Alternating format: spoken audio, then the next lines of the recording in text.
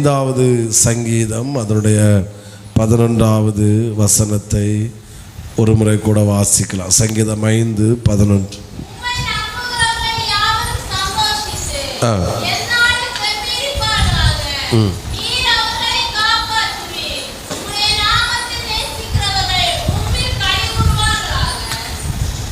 ஸ்தோத்திரம்.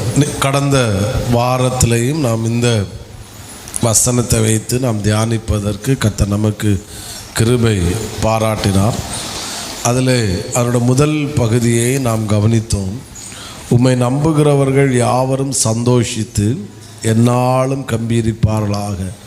உம்மை நம்புகிறவர்கள், தாவீது ஆண்டவரை நம்புவதை குறித்து அங்கே சொல்லுகிறதை பார்க்க முடிகிறது. அப்போ இயேசுவை நம்புவதற்குரிய அடையாளங்கள் என்ன என்பதை குறித்து ஒரு 4 காரியங்களை நாம் தியானிப்பதற்கு கர்த்தர் நமக்கு கிருபை செய்தார். நான் அவரை நம்புகிறேன் என்றால் அதனுடைய ஆமேன் எது அதனுடைய அடையாளங்கள் என்று ஆமேன் ஸ்தோத்திரம் நாம் தியானிப்பதற்கும் ஆண்டவர் கிருபை செய்தார். ஒன்று, நாம் யாருடைய கரத்தையும் யாருடைய முகத்தை நாம் பார்க்காமல் நாம் கர்த்தரையே சார்ந்திருப்போம். ஏனென்றால் என்னிடத்தில் வருவதெல்லாம் நான் பெற்றுக்கொள்வது எல்லாம் அது மனிதன் மூலமாக அல்ல, அது தேவனிடத்திலிருந்தே வர வேண்டும். ஆபிரகாம் சொல்லுகிறார், ஆமேன், என் கரத்தை நான் வானத்துக்கு நேராய் உயர்த்துகிறேன். சோதோமின் ராஜா அல்ல என்னை ஆசீர்வதிப்பது, கர்த்தரே என்னை ஆசீர்வதிப்பார். ஆமேன். 2வது நாம் கவனித்தோம். அதுக்கு மேலே வசனத்தில் ஆபிரகாம் அவன் தசம பாகம் செலுத்தினான் என்று நம்முடைய அதை குறித்து நாம் கவனித்தோம். நம்முடைய முற்பிதாக்கள் என்ன எப்படின்னா, அவர்கள் நமக்கு நன்றாக தெரியும், அவருடைய தரித்திரத்திலிருந்தும் அவர்கள் தசம பாகம் கொடுத்ததுனால தான் இன்றைக்கு கன்னியாகுமரி மாவட்டம் ஒரு ஆசீர்வதிக்கப்பட்ட மாவட்டமாக இருக்கிறது. தைரியமாக சொல்ல முடியும், எல்லா மாவட்டத்தை காட்டிலும் இந்த மாவட்டம் செழிப்பாய் கர்த்தர் வைத்திருக்கிறார் என்றால் பல குறைகள் இருக்குது, அது அந்த பக்கம். ஆனால் இன்றைக்கி இவ்வளோ வைத்திருக்கிறாங்கன்னா, இன்றைக்கும் அது சிஎஸ்ஐயாக இருந்தாலும் சரி, லண்டன் மிஷனாக இருந்தாலும் சரி, லுத்தரனாக இருந்தாலும் சரி, சால்வேஷன் ஆர்மியோ, பெண்டிகாஸ்ட், எந்த இதாக இருந்தாலும் கிறிஸ்தவர்கள் என்கிறவர்கள் ஆமேன் அதிகமாக காணிக்கை கொடுக்கிற ஒரு மாவட்டமாக இந்த மாவட்டத்தை கர்த்தர் ஏற்படுத்தி வைத்திருக்கிறார். அன்றைக்கு இருந்த முற்பிதாக்கள் அப்படி செய்ததுனால இன்றைக்கு அடுத்த தலைமுறையாகிய நாம் அவர்கள் பட்ட கஷ்டத்தை படாதபடி இன்றைக்கு நம்மை சுதந்திரிப்பதற்கு கர்த்தர் வைத்திருக்கிறார். ஆமேன். அப்போது அடுத்த தலைமுறைக்கு நாம் ஒரு சொத்தை, நம்ம ஒரு பொக்கிஷத்தை சேர்த்து வைக்கிறோன்னா, தசமபாகம் ஒரு குடும்பம் கொடுக்குதுன்னா எதிர்காலத்தை குறித்து பிள்ளைகளை குறித்து பயப்பட வேண்டிய அவசியமே இல்லை. ஒரு மிகப்பெரிய சொத்தை சேர்த்து வச்சுருக்கீங்க, அது பிள்ளைகளுக்கு அது ஒரு பெரிய ஆசீர்வாதம். புரிகிறவங்க ஆமேன்னு சொல்லுங்க பார்க்கலாம். பணம் இருக்கிறவர்கள் தசம பாகம் கொடுக்க மாட்டார்கள், விசுவாசம் இருக்கிறவர்கள் தான் கொடுப்பார்கள். சிலர் நினைப்பாங்க இங்கே நிறைய சம்பாதிக்கிறவங்க வர்றாங்க, அப்படி இல்லை, அவங்களால முடியாது. இது நம்பிக்கை இருக்கிறவங்க விசுவாசம் இருக்கிறவங்க தான் கொடுப்பாங்க. ஒரு பாஸ்டரோடு பேசி கொண்டிருக்கும்போது அவர் இப்படி சொன்னார், அவன் எங்கள் சர்ச்சில் அவங்க சர்ச்சு பில்டிங் பல கோடிக்கு அவங்க கட்டி முடிக்க ஆண்டவர் கிருபை செய்தான். அப்போ அவர்கிட்ட இப்படி சொன்னார், எங்கள் சர்ச்சில் பெரிய பணக்காரங்க இருக்கிறாங்க, பெரிய ஐஸ்வர்யவான்கள், நல்ல ஹை லெவல் இருக்கிறாங்க. ஆனால் இந்த சபை ஆலயம் கட்டுவதற்கு அதிக பணங்கள் கொடுத்தது ஏழை மக்கள் தான் அதிகமாக கற்றுக் கொடுக்க வச்சார். ஸ்தோத்திரம். அவர் சொன்னார், எங்கள் கையெல்லாம் கூசும் அப்படின்னு கர்ச்சிப்பில் பொதிந்து கொண்டு வந்தாங்க. பிள்ளையோட திருமணத்துக்கு நச்ச கொண்டு மற்ற பெரிய அவங்க இருக்காங்க, அவங்க எல்லாம் அப்படி ஒரு காசு கொடுக்காதவங்க இருக்காங்க, அவங்கள கண்டுக்கவே இல்லை. ஆண்டவரே இதை செய்தார் அப்படின்னாங்க. அவர் சொல்லும்போது அவ்வளோ ஆச்சரியமாக இருந்துச்சு. இன்னும் சில சாட்சி சொன்னார், முடியாது. அப்போது பணம் இருக்கிறவளால் இது செய்ய முடியாது, விசுவாசிக்கிறவளால் தான் கர்த்தர் செய்ய வைக்கிறாரு. அது ஒரு பெரிய ஆசீர்வாதம். நான் போனார் எப்படி சொன்னேன், தசமமாக நான் கொடுக்குறோன்னா அது நமக்கு கிடைத்த ஒரு பெரிய பாக்கியம். ஸ்தோத்திரம். பணம் நமக்கு தேவை. போன இந்த ஒரு இப்போ ஐபிஎல் முடிஞ்சு ஃபைனலில் வெற்றி பெற்ற கோப்பை அவங்க பெங்களூரில் ரொம்ப கொண்டாடினாங்க. அந்த நெருக்கத்தில் ஒரு 11 பேர் மரித்து போன செய்தி நம்ம கேட்டோம். அதில் ஒருத்தர், அதில் இறந்த ஒரு பையன், என்னுடைய அப்பா இப்படி ஒரு நியூஸில் படித்தேன், எனக்கு பையனுக்காக நான் 100 கோடி சொத்து 100 கோடி நான் சேர்த்து வச்சுருந்தேன். நீங்கள் படிச்சிருப்பீங்களான்னு தெரியல. 100 கோடி நான் சேர்த்து வச்சுருந்தேன், என் ஒரே பையன் போயிட்டானே அப்படின்னு. ஸோ இதுதான் உலகம். ஆனால் கர்த்தர் இதுவரைக்கும் நம்ம நினைப்ப வைத்தது கர்த்தருடைய கிருபை. ஸோ இப்படி இன்னும் பல காரியங்களை இழப்பு வந்தாலும் கஷ்டத்தில் நான் அவரை ஆராதிப்பேன், புலம்ப மாட்டேன். இப்படி இதெல்லாம் அவர் மேல் வைத்த நம்பிக்கை அடையாளங்கள். அதாவது இந்த செய்திகளெல்லாம் இது உபதேசங்களாக்கும். ஆமென். இயேசுடைய பிரசங்கங்கள் 2 விதமாக இருந்துச்சு. இயேசு சுவிசேஷத்தை பிரசங்கித்தார், இயேசு உபதேசித்தார். சுவிசேஷம் என்ன செய்யும் என்றால் தேவனை விசுவாசிக்க வைக்கும். உபதேசம் என்ன செய்யும் என்றால் அவருடைய வசனத்தை கை கொள்ள வைக்கிறதாக இருக்கிறது. அவர் புதிய ஜனங்கள் வரும்போது அவர்களுக்கு சுவிசேஷத்தை பிரசங்கித்தார், அற்புதங்களை செய்தார். ஜபாலயங்களிலே இயேசு போகும்போது அங்கே உபதேசம் இயேசு பண்ணினார். புரிகிறவங்க ஒரு ஆமேன்னு சொல்லுங்க பார்க்கலாம். ஆமே. அப்போ உபதேசம் சில நேரம் நமக்கு எப்படி இருக்குன்னா, கொஞ்சம் ஒருவேளை கை கொள்ள வேண்டியது கொஞ்சம் கடினமாக ஒருவேளை தோன்றலாம். ஆனால் ஸ்தோத்திரம், ஒன்று மட்டும் உண்மை, இப்படி சொல்லலாம், வசனம் கேட்கும்போது நம்முடைய இருதயம் குறுகிறதா இருக்குன்னா அந்த வசனம் நமக்கு அது நுகமாக மாறலாம். ஆனால் வசனம் கேட்கும்போது நம்முடைய இருதயம் விசாலமாக இருக்கும் என்றால் அதே வசனம் நுகமாக அல்ல, அது சுகமாக மாறும். ஆமேன் சொல்லுங்க பார்க்கலாம். சத்தத்தை உயர்த்தி ஹல்லேலூயா. ஆமேன். ஸ்தோத்திரம். ஒரு 1-2 வசனங்களை நாம் வாசிப்போம், அதுக்கடுத்து நாம் செய்திக்குள்ளே போகிறோம். இயேசு உபதேசம் பண்ணினார். மத்தேயு 13ஆம் அதிகாரம் அதனுடைய 54வது வசனம். மத்தேயு 13:54, தாம் வளர்ந்த ஊரிலே அவர்களுடைய ஜப ஆலயத்தில் அவர் என்ன செய்தார்? உபதேசம் பண்ணினார். அவர்கள் ஆச்சரியப்பட்டு எப்படி வந்தது என்றார். ஒரு அல்லேலூயா சொல்லுங்க பார்க்கலாம். ஸ்தோத்திரம். அப்போது இயேசு ஜபாலயங்கள் வரும்போது அங்கே என்ன செய்தார்? ஜனங்களுக்கு உபதேசத்தை இயேசு கொடுத்தார். இயேசு போகும்போது அவர் கொடுத்த கட்டளை என்ன? மத்தேயு 28ஆம் அதிகாரம் அதனுடைய 20வது வசனம். மத்தேயு 28:20, நான் உங்களுக்கு கட்டளையிட்ட யாவையும் அவர்கள் போதும் அவர்கள் கை கொள்ளும்படி அவர்களுக்கு என்ன பண்ணுங்கள்? உபதேசம் பண்ணுங்கள். உபதேசம்தான் ஒரு சபையை நிலைநிறுத்துகிறதா இருக்கிறது.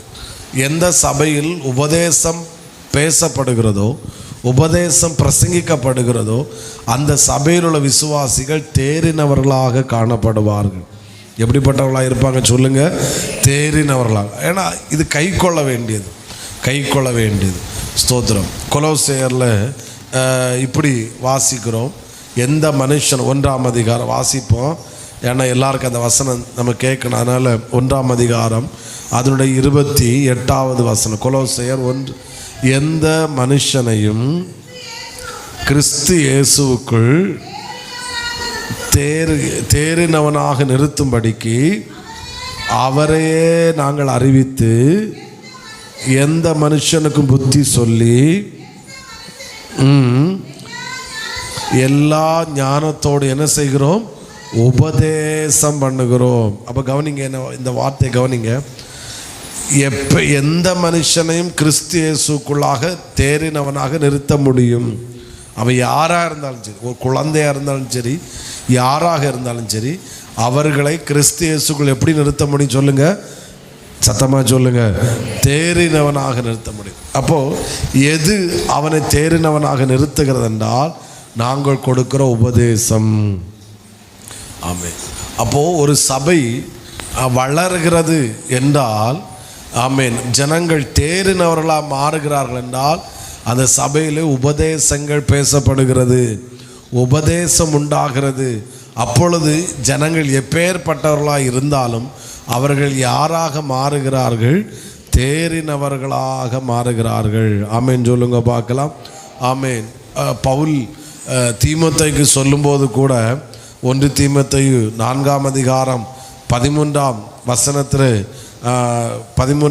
இப்படி பவுல் சொல்லுகிறார், நான் வருமளவும் நீ வாசிக்கிறதிலும் புத்தி சொல்லுகிறதிலும் உபதேசிக்கிறதிலும் எப்படி ஜாக்கிரதையாரு. உபதேசிக்கிறதிலும் ஜாக்கிரதையாரு. 16ஆம் வசனத்தை கூட வாசியுங்கள்.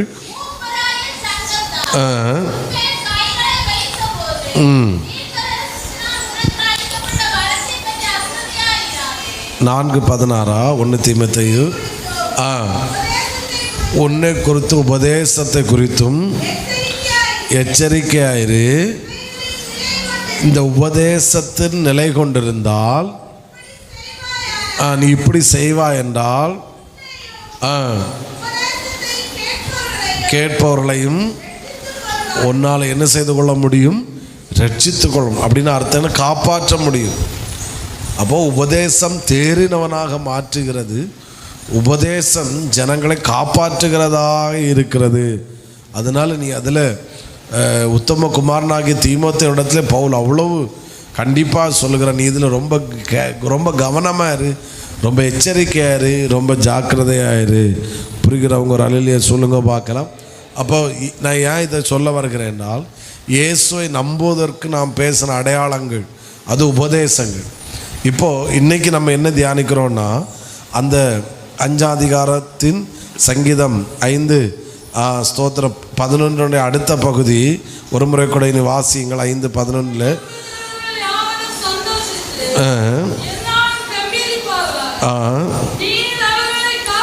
காப்பாற்றுவீர். அடுத்த ஒரு வார்த்தை உம்முடைய நாமத்தை என்ன செய்கிறவர்கள்? நேசிக்கிறவர்கள் உம்மில் களி கூறுவார்களாக.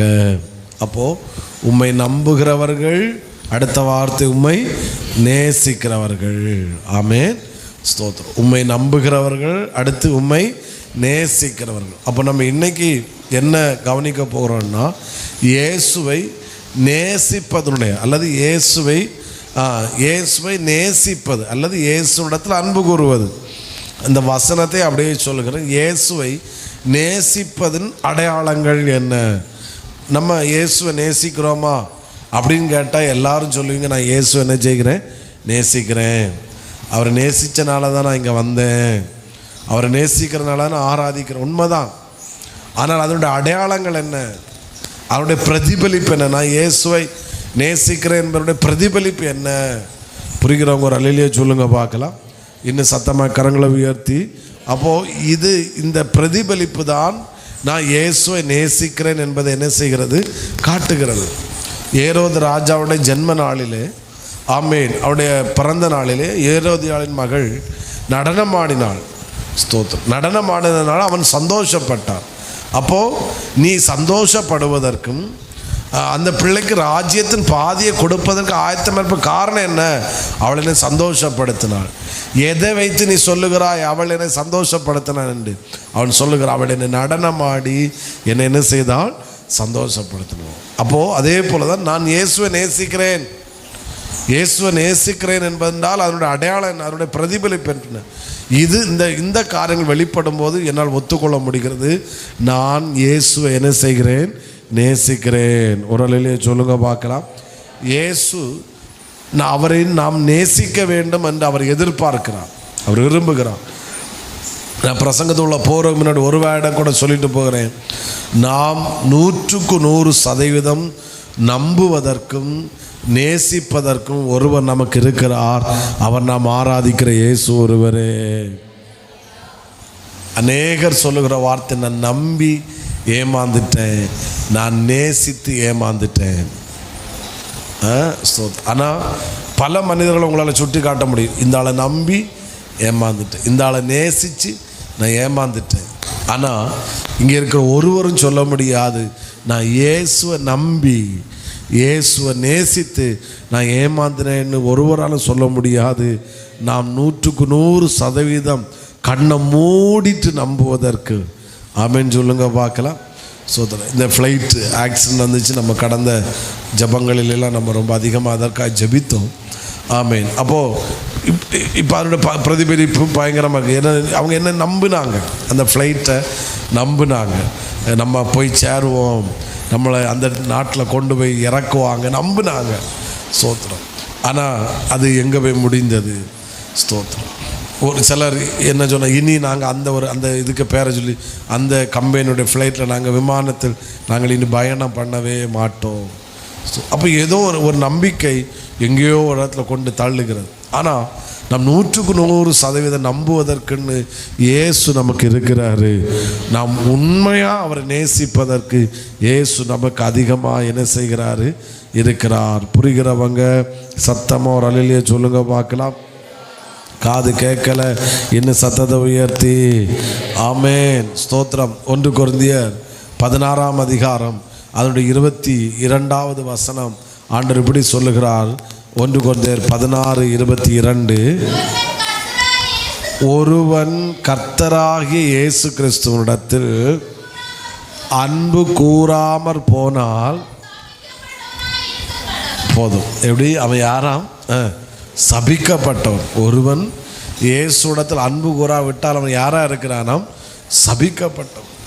அப்போது இயேசுவிடத்தில் அன்பு கூற வேண்டும் என்பது விருப்பம் அல்ல, அது கட்டளை. ஸ்தோத்திரம். ஆமேன். ஸ்தோத்திரம். இது அன்பு பல காரியம், அன்பை இயேசுட அன்பை குறித்து பேசலாம்.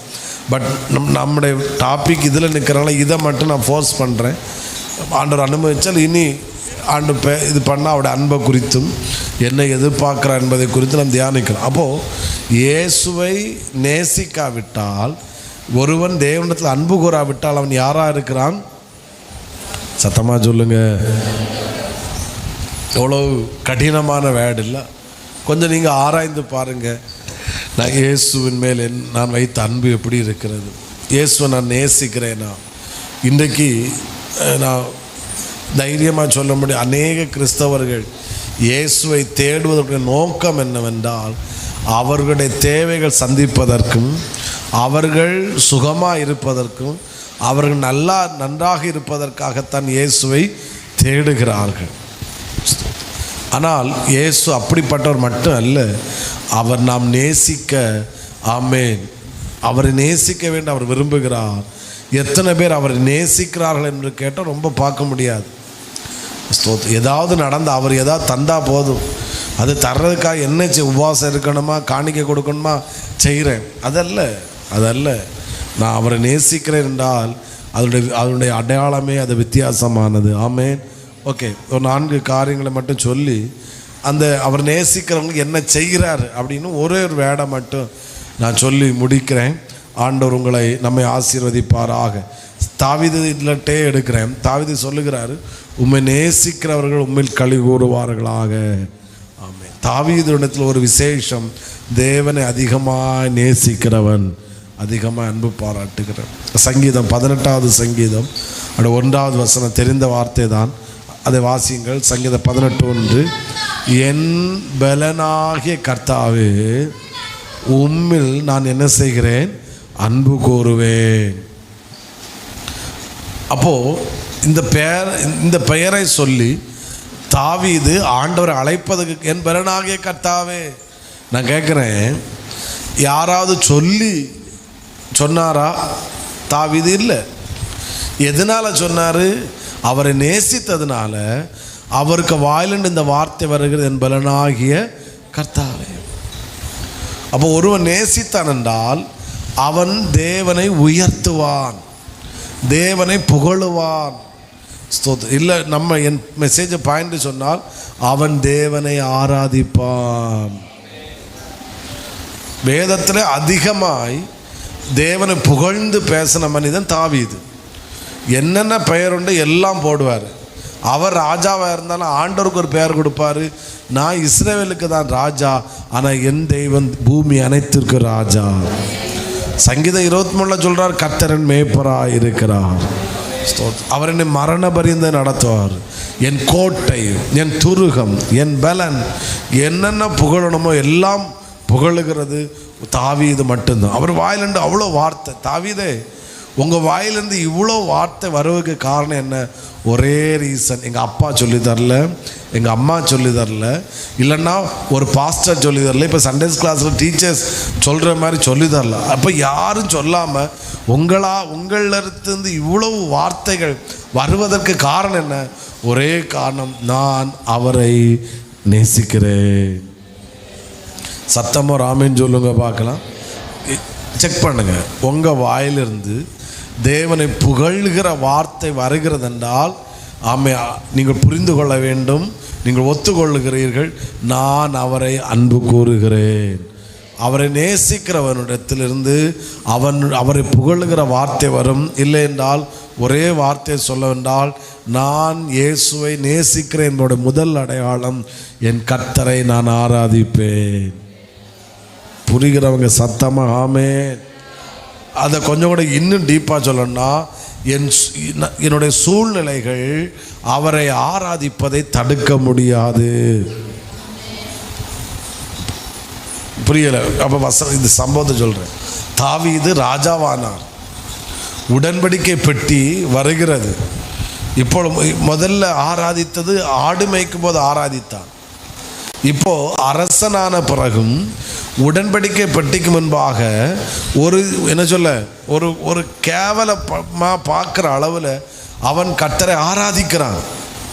அப்போது ஆடு மேய்த்த போது நீ ஆராதித்தாய் தாவீதே, இப்பொழுது நீ அரசனாய், மக்கள் ஆராதிக்கட்டும், நீ ராஜ வஸ்திரத்தை உடுத்து கொண்டு நீ கம்பீரமாக உட்காரு.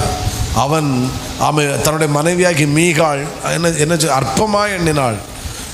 அவளுக்கு கேவலமாக இருந்துச்சு. ஐயோ, என் புருஷன் ராஜா, சோத்திரம், மீகா தானே பேர், நீ வேணா ராஜாவுக்கு பிள்ளையா இருக்கலாம், நான் பரலோக அப்பாவுக்கு பிள்ளையா இருக்கிறேன்.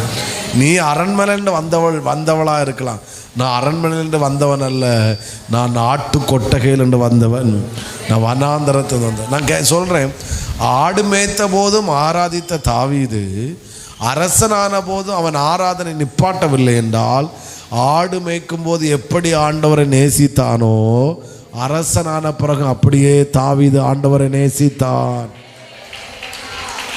ஆமென். அதனால அந்த நான் அரசன் ராஜா என்கிற கெத்து அவனுக்கு வரவே இல்லை அவருக்கு முன்னாடி. புரிகிறவங்க ஆமென் சொல்லுங்க பார்க்கலாம். நீ இன்னைக்கு இது ரொம்ப முக்கியம். சிலர் கஷ்டப்பட்ட நேரத்தில் முழங்கால் நிற்பாங்க, ஆனால் கொஞ்சம் கெத்து பணமும் கொஞ்சம் இதான பிறகு அது வெக்கமாக இருக்குது, கைத்தட்டுற வெக்கமாக இருக்குது, கையை உயர்த்துறது வெக்கமாக இருக்குது. அது ஒரு மாதிரி பார்ப்பாங்கன்னா ரீசன் என்னென்னா, உங்களுக்கு அவர் மேல் வைத்த அன்பு குறைந்து விட்டது, பணம் எங்கேயோ வந்து அது மூடிவிட்டது, அல்ல என்றால் பதவியும் உயர்வும் வந்து எங்கேயோ மூடிவிட்டது. நோ ஸ்தோத்திரம். நான் தாழ்வில் இருந்தால் அவரை ஆராதிப்பேன், சிங்காசனத்தில் இருந்தால் அவரை ஆராதிப்பேன், என் பிரச்சனையில் அவரை ஆராதிப்பேன், என் கஷ்டத்தில் அவரை ஆராதிப்பேன், என் சோதனையில் நான் அவரை ஆராதிப்பேன். காரணம், நான் அவரை நேசிக்கிறேன். ஒரு அலையிலேயே சொல்லுங்க பார்க்கலாம். தம்பி மாருங்க, என்ன கவனிங்க, மொபைல் அங்கே உள்ளே போடும், என்ன கவனி, ஒரு ஆமேன்னு சொல்லுங்க பார்க்கலாம். நீ வாலிப பருவத்தில் வெக்கத்தை விட்டு, நம்ம தம்பிகளும் இங்கேயும் முழங்காலுன்னு ஆராதிப்பதை பார்த்த ரொம்ப சந்தோஷமாக இருந்துச்சு. இந்த வாலிப பருவத்தில் வெக்கத்தை விட்டு நீ எப்படி முழங்காலுன்னு கையை தட்டி ஆராதிக்கிறாயோ, அந்த ஆராதனை உன்னை சிங்காசனத்தில் கொண்டு உட்கார வைக்கும் என்பதில் சந்தேகமே கிடையாது. ஆமென் சொல்லுங்க பார்க்கலாம். அதனால் சர்வீஸை மிஸ்யூஸ் பண்ணவே கூடாது. நீ கடமைக்காக வர்றதை காட்டில் வீட்டில் இருக்க நல்லது. ஆனால் இயேசு மேல் அன்பு இருந்தால் என்னால் வீட்டில் இருக்கவே முடியாது.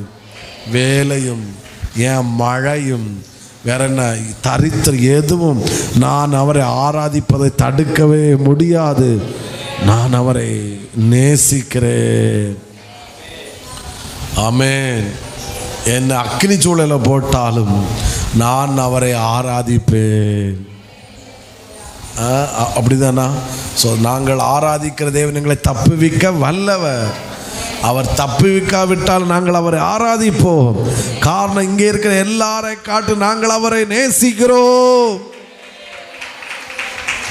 இயேசுவே ஆராத்யனே, இயேசுவே ஆராத்யனே. சத்தமா சொல்லுங்க, இயேசுவே இயேசுவே ஆராத்யனே. கூப்பிடுங்க, இயேசுவே நான் சொல்கிறேன், ஆராதிக்கிறதுக்கு வெட்கப்படவே கூடாது. ஸோ போன வெள்ளி நினைக்கிறேன் நிறைய முழங்காலே நிறைய முக்கால் நிமிஷத்துக்கு முக்கால் மணிக்கு மேலேயும் நின்று ஆராதிச்சிங்க. நான் அதை சொன்னேன், அது ஒரு பெரிய உங்களுக்கு கிடைச்ச ஒரு பெரிய ஆசீர்வாதம். ஸ்தோத்திரம். புரிகிறவங்க ராமேன்னு சொல்லுங்க பார்க்கலாம். கை வலிக்க கை தட்டணும். கை வெடித்தாலும் பரவாயில்ல, கை தட்டணும். தொண்டை கட்டினாலும் பரவாயில்ல, என் முழு பலத்தை நான் அவருக்காய் செலவு பண்ணி அவரை ஆராதிக்கணும். பிள்ளைகள் அடுத்த ஜெனரேஷன் அந்த அனுபவத்தில் கற்று வர வைப்பாராக. இப்படி சொல்வேன், அவரை நேசிக்கிறவன் அவரை ஆராதிப்பான். அவரை நேசிக்கிறவன் அவரை ஆராதிக்காமல் அவனால் இருக்கவே முடியாது. அவரை நேசிக்கிறவன் அவரை ஆராதிப்பதை ஒருவராலும் எந்த காரியத்தை அதை தடை பண்ணவே முடியாது. புரிகிறவங்க சத்தமாய் ஆமென். நீ ஆராதனை என்பது அவரை நேசிக்கிறா என்பதோட ஒரு அடையாளம். உன் வாயிலிருந்து வார்த்தை வரும், நீங்கள் புகழுவீங்க, வார்த்தை வரும். தாவீது இது அதே போல பவுல் சொல்லுகிறான், கிறிஸ்துவின் அன்பை விட்டு என்னை பிரிப்பவன் யார்? அவரை நேசிக்கிறேன். அவர் வாயிலிருந்து அந்த வார்த்தை வருகிறது. ஆமேன், ஸ்தோத்திரம். Praise the Lord. நாம் ஒரு தாவீது கூட பவுல் கூட இயேசுவை புகழ்ந்து 1 தீமோத்தேயு 6ஆம் அதிகாரம் அந்த 2 வசனங்களை வாசிக்கலாம். 15-16. 1 தீமோத்தேயு 6:15-16 வேகமா.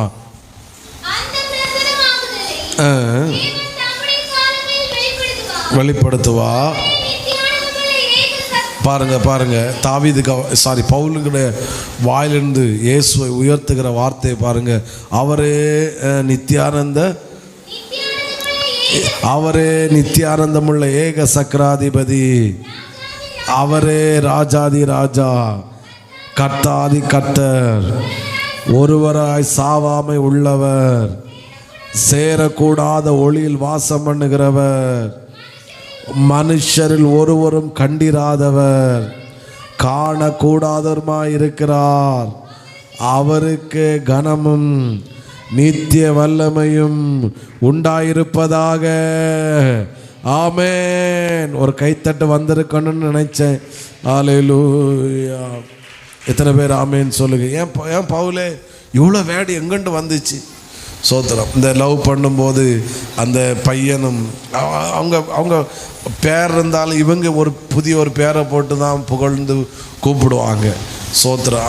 கல்யாணம் ஆனப்புறம் அடுத்து மாறும், அது வேற. ஸோ ஆனால் அந்த நேரத்தில் இருக்கிற வேடு புகழுகிறா, செல்லமே, தங்கமே, ஆனே, பூனே, கானே. சோத்திரம். இதெல்லாம் நேசிப்பதனுடைய ஒரு அடையாளமாக்கும். அந்த வேடு அவங்க வருது. அந்த பையனை நீ இப்படி கூப்பிடாது சொல்லியல், அது வரும் உள்ளேருந்து. சோத்திரம். அது அன்பின் ஒரு பிரதிபலிப்பு. அப்போ நான் இயேசுவை நேசிக்கிறேன் என்றால் நான் அவரை ஆராதிப்பேன். என்னால் அவரை ஆராதிக்காமல் இருக்கவே முடியாது. நான் அவரை நேசிக்கிறேன். எத்தனை பேர் ஆமென் சொல்லுகிறீங்க? இயேசுவே ஆராதனே. சத்தமா இயேசுவே நீங்க மட்டும் 2 கரங்களை உயர்த்தி இயேசுவே. தம்பிமார்களை ஆராதிங்க, கையை வசத்தி. ஆமே, கையை உயர்த்தி தம்பிமாருங்க, தங்கச்சிமாருங்க.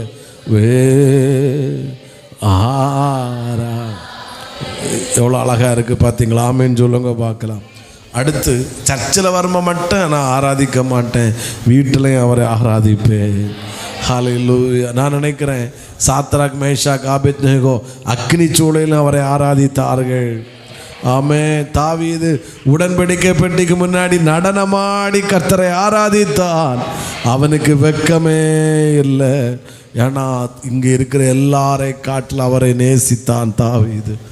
ஹல்லேலூயா. என்னால் நம்ம ஆண்டவரை நேசிக்கிற ஒரு ஆளால் சண்டே சர்வீஸை கட் பண்ணிவிட்டு வீட்டில் இருக்கவே முடியாது. அது என்னால் அது எப்படின்னு சரி. ஸோ 1 கோடி ரூபா கொண்டு கொடுத்தாலும் நீ வச்சுக்க சாமி, அவரை நேசிக்கிற என்னால் வீட்டில் இருக்க முடியும். நான் இங்கே சண்டே அட்டன் பண்ணலை, இல்லைன்னா இன்னொரு சர்ச்சில் நான் சண்டே இருப்பேன், ஏதோ ஒரு இடத்துல உட்காந்து அவர் ஆராதிப்பேன். அது என் ஜீவன், என் உயிர். ஹல்லேலூயா. நான் கடமைக்காய் ஆராதிப்பதல்ல, நான் அவரை நேசிப்பதனால் ஆராதிக்கிறேன். அவரை நேசிப்பதனால் யாரையும் நம்ம பார்க்க மாட்டோம். ஃப்ரெண்டில் யார் பாட்டு பாடுறா, யார் ஆராதனை நடத்துகிறா, யார் பார்க்கவே மாட்டோம். பிரசன்ஸை உணர்ந்தேன்னா நான் முழங்கால நிற்பேன். ஆமாம். பிரசன்னத்தை உணர்ந்தேன்னா நான் கை தட்டுவேன், நான் அவரை ஆராதிப்பேன். எனக்கு என்ன தோணுதோ செய்வேன். ஆமேன். ஏன்னா நான் அவரை அந்த அளவுக்கு நேசிக்கிறேன். என் அன்பு அதிகரிக்க அதிகரிக்க ஆராதனையும் அதிகரிக்கும். ஆராதனை போராக இருக்குதுன்னா அவரை நேசிக்கிறேன்னு அர்த்தம். ஆராதனை தேனில் இனிமையாக இருக்கிறதுன்னா நான் அவரை அந்த அளவுக்கு நேசிக்கிறேன். ஹல்லேலூயா. கூப்பிடுங்க, இயேசுவே. Wonderful, wonderful, wonderful. இயேசுவே ஆராதனை. ஆராதனையில் தான் கர்த்தர் இறங்கி வருகிறார். ஆமென். என் நாமத்தை பிரஸ்தாபப்படுத்துகிற ஏன் ஆண்டவர் அக்கினி சூளையில் இறங்கினார்? அக்கினி சூளையில் இருந்து இறங்கினவர்கள் கர்த்தரை ஆராதித்தார்கள். அவர் பயன்படுத்தின வார்த்தை, நாங்கள் ஆராதிக்கிற தேவன் வல்லமை உள்ளவர், எங்களை விடுவிக்க வல்லவர். அவர் விடுவிக்காவிட்டால் நான் ஆராதிப்பேன். அக்கினி சூளைனாலும் நான் அவரை ஆராதிப்பேன்றனால அக்கினி சூளையாக இருந்தாலும் அவர் இறங்கி வந்துட்டார். ஆமாம். அவரை ஆராதிக்கிறவர்கள் எங்கே இருந்தாலும் அவரால் இருக்க முடியாது. அவரை உண்மையாக ஆராதிக்கிற கூட்டத்தில் அவர் இறங்கி வருகிற தேவனாய். புரிகிறவங்க ஆமேன்னு சொல்லுங்க பார்க்கலாம். நான் அடிக்கடி சொல்லுகிற ஒரு வார்த்தை, உங்கள் வீடுகளில் ஜெப சத்தம் மட்டுமல்ல, உங்கள் வீடுகளில் ஆராதனையின் சத்தம் எழும்பட்டும், உங்கள் வீடுகளில் துதி சத்தம் எழும்பட்டும். ஆமாம். இப்போ மொபைல்லாம் இருக்குது, டிவி இருக்குது, வீடுகளில் ஃப்ரீயாக இருக்கும். நல்ல பரிசுத்தவான்களுடைய பாடல்களை போட்டு விடுங்க. சிலதெல்லாம் நிறைய இருக்குது, ஸ்தோத்திரம், அதெல்லாம் போட்டு விட வீட்டில் துணிக்கட்டும். ஸ்பெஷலாக ஃபாதர் பெர்க்மேன்ஸ் அவங்க பாட்டெல்லாம் அவங்க வீட்டில் துணிக்கட்டும். அது பாடும்போது அந்த வீட்டில் தேவ பிரசன்னம், அவர் இறங்கி வருவார். நம்முடைய தலைமுறையில் தேவ பிரசன்னத்தை சுமக்கிற ஒரு உடன்படிக்கை பெட்டியாக கர்த்தர் அவர் வச்சிருக்கிறார். ஜெபம் நீங்களே பாடுங்க. வீட்டில் கணவன் மனைவி எல்லாம் உட்காந்து ஒரு பாட்டு குடும்ப ஜெபத்தில் கைத்தட்டி பாடுங்க. ஆமே. உங்கள் வீட்டில் உங்கள் பெட்ரூமில் அவர் இறங்கி வருவார். அவர் இறங்கி வந்துட்டார்னா உங்கள் வீடு குட்டி பரலோகமாய் மாறும். நல்ல கையை தட்டி ஆண்டவரை ஸ்தோத்திரம். ஹல்லேலூயா. வீட்டில் ஜெப சத்தம் மட்டும் இருக்கக்கூடாது, வீட்டில் துதியின் சத்தம் இருக்கணும், ஆராதனையின் சத்தம் இருக்கணும். இப்போ கொஞ்சம் கூட டீப்பாக சொன்னால் ஜெப சத்தத்தை காட்டிலும் அதிகமாய் துதியின் சத்தம் இருக்கட்டும். பவுலும் சீலாவும் சிறைச்சாலையிலே துதித்தார்கள், பாடினார்கள். அவர் அங்கே இறங்கி வந்துட்டார். அவர் இறங்கி வந்தார் என்பது அடையாளம்தான். அங்கே இருந்த அஸ்திபாரம் அசைக்கப்பட்டது. ஹல்லேலூயா, ஹல்லேலூயா. ஆசை பண்ணும். நீங்கள் எப்படின்னு தெரியல, சண்டே சர்வீஸு முடிச்சுட்டு நீங்கள் போகும்போது ஆமாம் அடுத்த சண்டே எப்படா வரும், அவர் ஆராதிக்க வரணும், அவர் ஆராதிக்க வரணும். அந்த ஏக்கத்தோடு நீங்கள் போகணும், பாடணும், ஆராதிக்கணும். அந்த கோரஸ் அவங்க பாடும்போது நானும் சேர்ந்து ஆராதிக்கணும். ஸோ அது இன்னும் கொஞ்சம் கூட டீப்பாக சொல்லணும்னா, நீங்கள் ஆண்டவரை நேசிச்சிங்கன்னா 9 மணிக்கு சர்வீஸ்னா ஆமாம் உங்களால் 9:45 9:30 வர முடியாது. நீங்கள் 8:45 உள்ளே வந்து இருப்பீங்க, உங்களால் இருக்க முடியும். ஏன்னா அவர் மேல் வச்ச அன்பு சார். நான் அவரை பார்க்க போகிறேன், அவரை நேசிக்க போகிறேன், அவரை நான் ஆராதிக்க போகிறேன். புரிகிறவங்க ஆமேன்னு சொல்லுங்க பார்க்கலாம். ஆரம்ப நேரத்திலேயே ஸ்தோத்திரம் ஸ்தோத்திரம் ஸ்தோத்திரம் ஸ்தோத்திரம். ஏன்னா உங்கள் கண்ணு பாஸ்டரையோ சிஸ்டரையோ இல்லை இங்கே நிற்கிற தம்பிமார்களையோ கண்ணு உங்கள் கண்ணு தேடாது, பார்க்காது. உங்கள் கண்ணு நீங்கள் நேசிக்கிற உங்கள் அருமை நாத நேசு உங்கள் மணவாளனாகிய கர்த்தர், அவரை மட்டுமே உங்களுடைய கண்கள் எதிர்நோக்கும், அவரை மட்டுமே உங்களுடைய கண்கள் பார்க்கும். இயேசுவே ஆராத்யனே சொல்லுங்க. இயேசுவே ஆராத்யனே. இயேசுன்னு சொன்னாலே உங்கள் கண்ணிலிருந்து கண்ணீர் வருதுன்னா நீங்கள் அவரை நேசிக்கிறீங்கன்னு அடையாளம். தேவையை நினச்சி அழுகிற கண்ணீர் வேற, பாரத்தினால வருகிற கண்ணீர் வேற, சிலர் பேசின வார்த்தைகளை வச்சு வருகிற கண்ணீர் அது வேற. அதுக்கும் பிரதிபலன் உண்டு, நான் இல்லைன்னு சொல்ல வரல. ஆனால் அவருக்கு அன்பை நினச்சி, அவரை நினச்சி, அப்பா எசப்பா அப்படி நினச்சாலே உங்கள் கண்கள்ந்து கண்ணீர் வருதுன்னா உங்களுக்கு அவருக்குள்ள அன்பு ரொம்ப டீப்பாக இருக்குன்னு அர்த்தம்.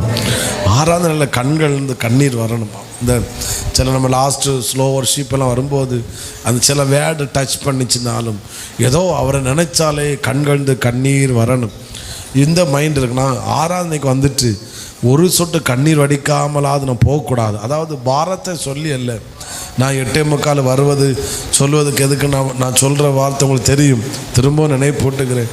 8:45 வர்றவங்க வந்து நல்லா ஸ்தோத்திரம் பண்ணுங்க, ஜெபம் பண்ணாதுங்க, ஜெபம் பண்ண அந்நிய பாஷை பேசுங்க. சண்டேஸ் கிளாஸ் எல்லாம் என்னை நான் கவனிச்சு 7:55 செக்ரட்டரி வந்துட்டாங்க. சிலலாம் 8 மணிக்கே வந்ததை பார்த்தேன். ரொம்ப வாழ்த்துக்கள், உங்களை நான் பாராட்டுறேன். எல்லோரும் 8 மணிக்கே வந்துட்டீங்கன்னா ஷார்ப்பாக 8:45 சண்டேஸ் கிளாஸை முடித்து தந்தீங்கன்னா ரொம்ப நல்லா இருக்குது.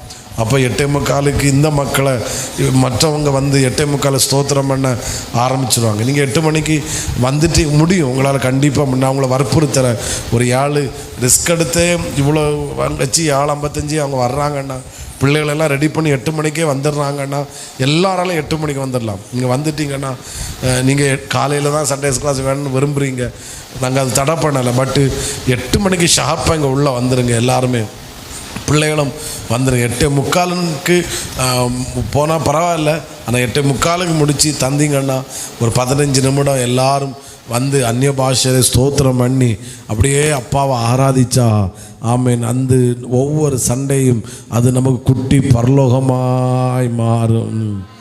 எத்தனை பேர் ஆமேன் சொல்லுகிறீர்கள்? ஒருவேளை இங்கே சண்டேஸ் கிளாஸ் எதுவாக இருந்தாலும் 8:45 வந்து முழங்கால நின்று அந்நிய பாஷையில் பேசுங்க, ஸ்தோத்திரம் பண்ணுங்க.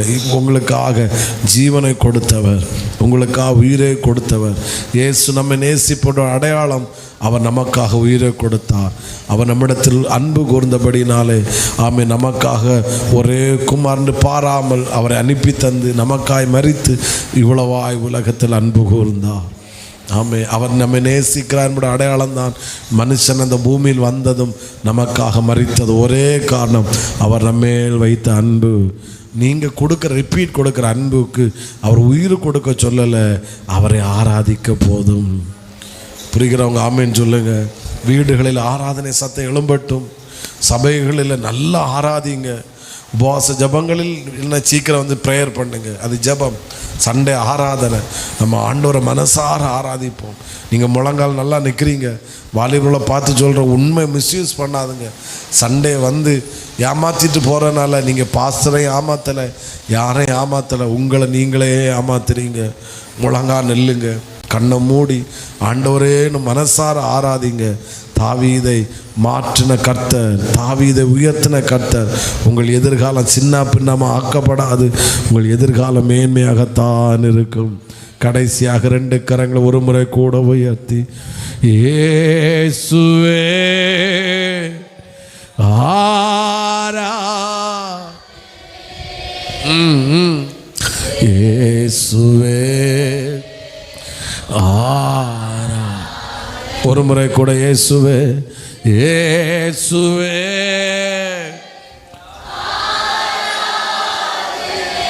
ஆமென். இயேசுவே ஆரா. புரிகிறவங்க ஒரு அல்லேலூயா சொல்லுங்க பார்க்கலாம். எக்காரணத்தை கொண்டு சண்டே சர்வீஸ் மிஸ் பண்ணாங்க தெரியட்டும். இவன் சண்டேனா 9 மணின்னு அவன் சர்ச்சுக்குள்ளே தான் கிடப்பான். சோத்திரம் இல்லாமல் அவனுக்கு இல்லைன்னா அவனுக்கு பைத்தியம் பிடிக்கும். ஏன்னா ஆண்டவர் அவ்வளோ உலகத்துக்கு தெரியட்டும், மற்றவங்களுக்கு தெரியட்டும். அவங்க சண்டே வொர்ஷிப் பண்ணுறவங்கள தடுக்கவே முடியாது. அந்த மைண்ட் செட் வரட்டும். நம்ம ஆண்டவரை நேசிப்போம். ஆமேன்னு சொல்லுங்க பார்க்கலாம். நான் கடைசியில் சொல்கிறேன், அவர் நேசிக்கிறனால அவர் என்ன செய்கிறாரு அப்படின்றத நான் கடைசியில் சொல்கிறேன். ஒரு ஆமேன்னு சொல்லுங்கள். 2வது 6 விட்டு அடுத்த பாயிண்ட் போயிடலாம் நினைக்கிறேன். ஆனால் நம்ம சர்ச்சு ஆராதிக்கிற சபையாக இருக்கட்டும், வாலிபர்கள் நல்லா ஆராதிக்கட்டும். இடநாள் கூட்டங்கள் முடிஞ்சால் வாலிபர்களும் பங்கு பெறுங்க. முடிஞ்சால் சனி ஈவினிங் மேக்ஸிமம் நம்ம ஒர்ஷிப் தான் பண்ணுறோம். நீங்களும் வாலிபர்களும் ஆராதிங்க. ஆமேன். அவரை நேசித்து அவரை ஆராதிங்க. ஆமேன்னு சொல்லுங்க பார்க்கலாம். கர்த்தர் உங்களை மேன்மையாக்குவார். அவரை நேசிக்க அவர் நமக்கு எதையும் செய்ய அவர் வல்லமுள்ளவராக இருக்கிறார். 2 ஏன்னா இது பேச உபதேசங்களாக்கும். ஆமேன். Price Lord. 1 யோவான் 4ஆம் அதிகாரம் அதனுடைய 20வது வசனம். இயேசுவை நேசிப்பதனுடைய இன்னொரு அடையாளம். 1 யோவான் 4:20 தேவனிடத்தில் அன்பு கூறுகிறவன் என்று ஒருவன் நான் தேவனை நேசிக்கிறேன் அன்பு கூறுகிறேன் என்று சொல்லியும் தன் சகோதரனை பகைத்தால் அவன் பொய்யன். தான் கண்ட சகோதரனிடத்தில் அன்பு கூறாமல் இருக்கிறவன் போதும். ஒரு அலையிலேயே சொல்லுங்க பார்க்கலாம். புரிகிறவங்க ஆமே. அப்போ 2வது நான் இயேசுவை சொன்னேன், நான் இயேசுவை நேசிக்கிறேன் என்னுடைய முதல் அடையாளம், நான் இயேசுவை ஆராதிப்பேன். 2வது இது வசனம் தான், நான் ரெவலேஷன் இல்லை, வசனத்தையே தான் எல்லாம் பேசுகிறேன். இயேசுவை நேசிக்கிறேன் என்றால் நான் ஒருவன் சொல்லியும் தன் சகோதரனை அவன் பகைத்தான் என்றால், நான் அண்ணன்ட்ட பேச மாட்டேன், அக்காட்ட பேச மாட்டேன், சித்தப்பாட்ட பேச மாட்டேன், ஆனால் ஆண்டவரை மட்டும் நேசிப்பேன் என்றால் பைபிள் சொல்லுது அவன் யாராக இருக்கிறானா சொல்லுங்க, பொய்யன். அப்போது நான் இயேசுவை நேசிக்கிறேன் என்றால் இன்னொரு அடையாளம், நான் எல்லா மனிதர்களையும் நேசிப்பேன். புரிகிறாங்க ஆமேன்னு சொல்லுங்க பார்க்கலாம். அல்லையா குறைஞ்சிட்டு தேவை, இது ரொம்ப முக்கியம். இன்னைக்கு ஆவிக்குரிய இடத்துல இது ரொம்ப இருக்கு. அவங்க வீட்டு கல்யாணத்துக்கு நான் போக மாட்டேன், அவங்ககிட்ட நான் பேச மாட்டேன், கொடையை வச்சுட்டு மறைச்சிட்டு போகிறது, பார்த்தா அப்படி பார்க்காம போகிறது. ஆனால் சர்ச்சில் இயேசுவே ஆமே பொய்யன் அப்படின்னு பைபிளும் சொல்லுது, நானும் சொல்கிறேன். பைபிள் சொல்கிறேன்னா நீ இயேசுவை நேசித்தால் உங்கள் பக்கத்து வீட்டுக்காரங்கிட்ட நீங்கள் பேசுவீங்க, பழகுவீங்க, அன்பாக இருப்பீங்க. ஆமே. புரிகிறவங்க ஆமேன்னு சொல்லுங்க பார்க்கலாம். எங்கள் பக்கத்து வீட்டுக்காரங்க, எங்கள் தெருவில் உள்ளவங்க எல்லார்ட்டையும் நான் அன்பாக இருக்கிறேன், எல்லார்ட்டையும் பேசுகிறேன்னு சொல்கிறவங்க மட்டும் சத்தமாக ஆமேன். ஆமேன். அல்லேலூயா. அவ வீடா, அப்போது அந்த ஜன்னலை பூட்டி வை, கட்டணை பூட்டி விடு, அந்த பக்கம் திறந்துடாத. சோத்திரம். அவளுக்கு முகத்தை பார்த்தா பேய்க்க முகத்தை பார்க்குற மாதிரி, நீ தான் அவங்க இல்லை. நான் எல்லாரையும் நேசிக்கிறேன். ஒரு அலையிலே சொல்லுங்க பார்க்கலாம். ஸோ நான் ஒரு இடத்துல போயிருந்தப்போ ஆமே ஒருத்தர் இப்படி எழுந்திருக்கா, நாய இப்படி நாய உன்னுடைய தண்ணி எப்படி என் வீட்டுக்குள் வரலாம் நாய அப்படின்னு எழுதியிருக்கார். நான் அதை பார்த்துட்டு ஒரே சிரி. ஸோ அப்போ நான் அந்த சர்ச்சு பாஸ்ட்டை கேட்டேன், இது சர்ச்சை ஒட்டி. நான் சொன்னேன் நம்மளா எதுவும் இப்படி எழுதி இல்லை, அவருக்கு சொந்த அண்ணனை அவர் என்ன செஞ்சு வச்சுருக்காரு, மடலில் அந்த இது தண்ணி இங்கே வந்துட்டான் என்ன அவர் எழுதி வச்சுருக்கிறார். ஜன்னலை திறந்தா தம்பி பார்ப்பார், இதை தான் வாசிக்கணும். அதனால் அவருக்கு செவரில் என்ன செஞ்சு வச்சுருக்காரு, எழுதி வச்சு நாய அப்படின்னு. சோத்திரம். அவங்களும் சோத்திரம். தன் கண்ட சகோதரிடத்தில் அன்பு கூறாதவன் காணாத இடத்துல எப்படி அன்பு கூற முடியும்? ஆமேன்னு சொல்லுங்க பார்க்கலாம். நமக்கு பலர் தீமை செய்திருக்கலாம், இல்லைன்னு சொல்லலை. எல்லாருடைய ஹார்ட்லேயும் காயங்கள் இருக்கும். என் ஹார்ட்டாக இருந்தாலும் சரி, எல்லாருடைய ஹார்ட்லையும் சில சூழ்நிலை காயங்கள் இருக்கும். எல்லாருடைய வாழ்க்கையிலும் தீமைகளை, துன்பங்களை மனிதனை நாம் அனுபவித்திருக்க முடியும். ஆனால் என்ன இருந்தாலும் நான் இயேசுவை நேசிக்கிறேன் என்கிற அடையாளத்தினால நான் எல்லாரையும் மன்னிக்கிறேன், எல்லாரையும் ஏற்றுக்கொள்ளுகிறேன், எல்லாரிடத்திலும் அன்பாக இருக்கிறேன்.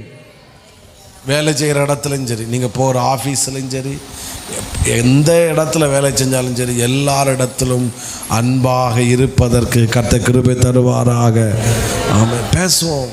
அது ஹிந்துவாக இருந்தாலும் சரி, முஸ்லீமாக இருந்தாலும் சரி, யாராக இருந்தாலும் சரி, நாம் அன்பு கூற வேண்டும். நம்ம சர்ச்சில் ஒருவரும் இவங்கிட்ட பேச மாட்டேன், இவங்கிட்ட பேச மாட்டேன், அந்த பேச்சுக்கு இடமே இருக்கக்கூடாது. சர்ச்சுக்குள்ளே இதுவரைக்கும் இல்லைன்னு நினைக்கிறேன். ஆண்டோட கிருபையினால் சோதரம் ஈகோயிசம் அதெல்லாம் இல்லை, எல்லாருமே பேசி பழகி இருக்கிறோம். சர்ச்சுக்கு அவங்க வந்து உட்கார்ந்த உடனே எழும்பி போகிறது, முகத்தை திருப்புனது, பக்கத்தில் சாரியை விளக்கிட்டு பார்த்த உடனே இவளா வந்துட்டா, சோத்திரம் சோத்திரம் சோத்திரம் சோத்திரம்.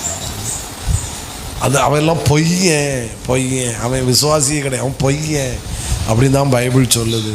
ஆமேன்னு சொல்லுங்க பார்க்கலாம். பார்க்காம போகிறது, சிரிச்சிட்டு இருக்கிற முகத்தை உடனே மும்முன்னு தூக்குறது. ஸ்தோத்திரம். ஆவிக்குரியவர்கள் இது அழகே கிடையாது. ஆவிக்குரியவன் என்றால் நான் இயேசுவை நேசிக்கிறேன் என்றால் எல்லாரிடத்தில் அன்பாக இருப்பேன். பரியாசம் பண்ணினவர்கள், சிலுவையில் அறைந்தவர்கள் எல்லாரையும் பார்த்து இயேசு சொன்ன ஒரே ஒரு வார்த்தை, நான் இவரிடத்தில் அன்பாக இருக்கிறேன். பிதாவே இவர்களை என்ன செய்யும்? புரிகிறாங்க? ஆமேன்னு சொல்லுங்க பார்க்கலாம். குடும்பத்துக்குள்ளேயும் சலசலப்பு வரலாம். ஃபேமிலின்னா சண்டைகள் வரதான் செய்யும், சில மிஸ் அண்டர்ஸ்டாண்டிங் வரதான். ஆனால் நான் என்ன சொல்கிறேன்னா, அன்னைக்கு நைட்டு முடிகிறதுக்குள்ளாகவே, அதுதான் பைபிள் சொல், உங்கள் கோபம் தூங்குறதுக்கு நைட்டுக்கு முன்னாடி தனிந்து விடுவதாக. ஆமேன்னு சொல்லுங்க பார்க்கலாம். மாப்பிள்ளை பண்டாட்டி 2 நாள் பேசாமல் இருக்கிறது, 3 நாள் பேசாமல், 1 வாரம் பேசாமல் இருக்கிறது, அதெல்லாம் இருக்கவே கூடாது. சண்டை போடுங்க.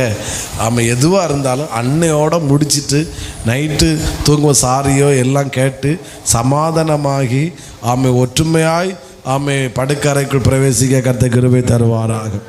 ஒருவேளை அன்னைக்கு ராத்திரி இயேசு வந்தாருன்னா பரவாயில்ல, எனக்கு தெரியாது. புரிகிறவங்க ஒரு ஆமேன்னு சொல்லுங்க பார்க்கலாம். சத்தமாக ஒரு ஹல்லேலூயா. ஆமேன். முடிஞ்சளவுக்கு ஒற்றுமையாக சமாதானம் இருக்க கிருபை தரட்டும். ஒருவேளை வந்தாலும் இப்படி ஒரு பாஸ்டர் பிரசங்கத்தில் சொன்னார், என்னென்னா ஒருவனுக்குள்ள ஆவிய பரிசுத்தம் உள்ளே வந்துட்டான்னா அவன் ஹார்ட் ரொம்ப லேசாக மாறிடும். அதாவது அவனால் ஒருத்தங்கிட்ட பேசாமல் இருக்க முடியாது, மன்னிக்காமல் இருக்க முடியாது, கசப்பை இருதயத்தில் சுமந்துட்டு அவங்களால் இருக்கவே முடியாது. அவன் மன்னிப்பு கேட்டு சரியானாதான் அவனுக்கு சரியாகும். ஹார்ட் அந்தளவுக்கு லேசாக மாற்றிடுவார். சில ஆட்களும் பார்த்தீங்கன்னா 1 மாதமும் 2 மாதம் 6 மாதமும் பேசாமல் இருப்பாங்க. அங்கெல்லாம் ஆவியானவரே கிடையாது, அது வேறு ஆவி உள்ளே இருக்குது. ஆவியானவர் உள்ளே இருந்தால் ஹார்ட் லேசாக தான் இருக்கும். நம்மளால் யாரையும் பகைச்சிட்டோ, காயப்படுத்திட்டோ, கோபப்படுத்திட்டோ நம்மளால் நிம்மதியாக இருக்கவே முடியாது. அப்படி தான் என் வாழ்க்கை இருக்குன்னு சொல்கிறவங்க ராமேன்னு சொல்லுங்க பார்க்கலாம். மன்னிப்பு கேட்டு சரணடைஞ்சு, ஐயா சாமி மன்னிச்சுக்க, சரி என்ன வேணும் நான் பண்ணுறேன், எனக்கு இந்த கசப்பையோ இந்த இதை வச்சுக்கிட்டு என்னால் ட்ராவல் பண்ணவே முடியாது. நார்மல் ஆனால் தான் எனக்கு நிம்மதியாக இருக்க முடியும். இதெல்லாம் இயேசுவை நேசிக்கிறேன் என்பதோட ஒரு அடையாளம். புரிகிறவங்க சத்தமாக ஒரு அலையிலேயே சொல்லுங்க பார்க்கலாம். இன்னும் சத்தத்தை உயர்த்தி ஆமென். ஒருவேளை யார்கிட்டையாவது பேசாமலோ கசப்போ எது இருந்தாலும் இன்றைக்கே ஃபோன் பண்ணி சாரி கேட்டு சரணடைஞ்சிருங்க. ஏன்னா நான் அவரை நேசிக்கிறேன். இயேசு உங்கள்கிட்ட பேசாமல் இருந்தார்னா, இயேசு உங்களை மன்னிக்காமல் இருந்திருப்பார்னா, இயேசு உங்களை அவாய்ட் பண்ணியிருந்தாலும் நம்ம நிலைமை என்ன ஆயிருக்கும்? ஆமேன்னு சொல்லுங்க பார்க்கலாம். சபைக்குள்ளேயோ ஃபேமிலிக்குள்ளேயோ தெருவில் எங்கே எது வந்தாலும் நான் எல்லாரையும் நேசிக்கிறேன், எல்லாரிடத்துல அன்பாக இருக்கிறேன். இயேசுவை நேசித்தால் அவன் எல்லாரையும் என்ன செய்வான்? உங்களை நேசிப்பது போல பிறனை நேசி. அப்படிதான் ஆண்டவர் சொல்கிறாங்க. ஆமென். உங்களை நீங்கள் எப்படி நேசிக்கிறீங்களோ அதே போல் நேசிங்க. ஜெபம் பண்ணுங்க. ஆண்டவரே, இப்படிப்பட்ட குடும்பத்துக்குள்ளே குழப்பங்களோ ஒருமனை இதெல்லாம் வராமல் எங்களை பாதுகாத்துக்கொள்ளும். இந்த குடும்ப ஜபையில் இருந்தால் எல்லாம் ஆண்டவர் பாதுகாப்பார். சாத்தான் உள்ள நுழைய கர்த்தர் இடம் கொடுக்கவே மாட்டார். எல்லாரிடத்துல அன்பாக இருக்க கர்த்தர் கிருபை தருவாராக. புரிகிறவங்க ஆமேன்னு சொல்லுங்க பார்க்கலாம். நம்ம சர்ச்சில் உள்ள மக்கள் யார் வந்தாலும் மூஞ்சியை தூக்கிட்டு போகிற புத்தி இதுக்குள்ளே இருக்கவே கூடாது. அப்படிப்பட்டவங்களுக்கு இங்கே இடமே கிடையாது. வேறு நிறைய சர்ச்சை இருக்குது, நீங்கள் அங்கே போய் ஆராதிங்க. இங்கே வந்தால் ஆமாம் எல்லாரிடத்துலையும் அன்பாக தான் இருக்கணும், எல்லாரையும் நேசிக்க தான் செய்யணும், எல்லாரிடத்திலும் பழகணும். ஏன்னா நான் இயேசுவை நேசிக்கிறேன். ஆமேன்னு சொல்லுங்க பார்க்கலாம். இந்த காயம் இருக்கும், கசப்போ பகையோ ஒன்றையும் சுமந்துட்டு போக வேண்டாம். அது நமக்கு தான் டேஞ்சரு. அவன் செஞ்சதை அவன் அனுபவிக்கட்டும். ஆனால் நான் எல்லாரிடத்துல அன்பாக இருக்கிறேன், எல்லாரையும் மன்னிக்கிறேன். ஆமேன். திரும்ப சொல்கிறேன், அடுத்த பாயிண்ட்டுக்கு போகிற முன்னாடி யார்கிட்டையாவது அது குடும்பமாக எங்கேயோ நான் பேச மாட்டேன் ஆன்னு இருந்துச்சுன்னா ஆமேன், நீங்கள் இயேசுவை நேசிக்கலை, நீங்கள் பையன் அப்படின்னு தான் வசனம் சொல்லுது. ஆமேன். அதனால் இன்றைக்கே சரியாகுக்கோங்க, அன்பாக இருங்க, எல்லாட்டும் பேசுங்க. ஒருவேளை சில கேரக்டர் வரும்போது சில புரிந்து கொள்ளாதது, மிஸ் அண்டர்ஸ்டாண்டிங் அது வரும். அது வராமல் இருக்குன்னா பரலோகம் போய் தான் ஆகணும். இங்கே இருக்கிறவங்க சில இது வரத்தான் செய்யும், நான் இல்லைன்னு சொல்லவே இல்லை. ஆனால் அதை உடனே தூக்கி தூர போட்டுட்டு திரும்பவும் எல்லாரிடத்துல அன்பு பாராட்டி நேசித்து செல்ல கர்த்தர் கிருபை தருவாராக. ஆமேன். சந்தோஷமாக ஒரு அலையிலேயே சொல்லுங்க பார்க்கலாம். ஏன்னா உபதேசம் தான் நம்மளை தேறினவர்களாய் நிறுத்துகிறது. ஆமேன். புரிகிறவங்க சத்தமாக ஆமேன். ஓகே, மூணாவது இயேசுவை நேசிக்கிறேன் என்பதுடைய இன்னொரு அடையாளம். யோவான் 21 அதிகாரத்துக்கு வந்துடுவோம். அதிலிருந்து 2 காரியங்களை நான் சொல்லி ஜெபித்து முடிக்கிறேன். கர்த்தர் கிருபை செய்வாராக. நம்ம தெரிந்த இதுதான், அதனால் அந்த காரியத்தை மட்டும் எடுக்கிறேன். இயேசு வசனத்தை வாசிப்போம். 22ஆம் வசனத்தை வாசிங்க. 21, 22.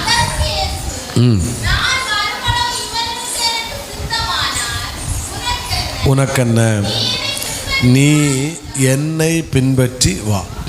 நீ என்னை, பேதுருவிடத்தில் இயேசு சொன்ன 2 வார்த்தை, நீ என்னை பின்பற்றி வா. 15வது வசனத்திலையும் இயேசு பேதுருவை பார்த்து கேட்க, நீ என்னிடத்தில் அன்பாயிருக்கிறாயா. 16ஆம் வசனத்தில் அன்பாயிருக்கிறாயா.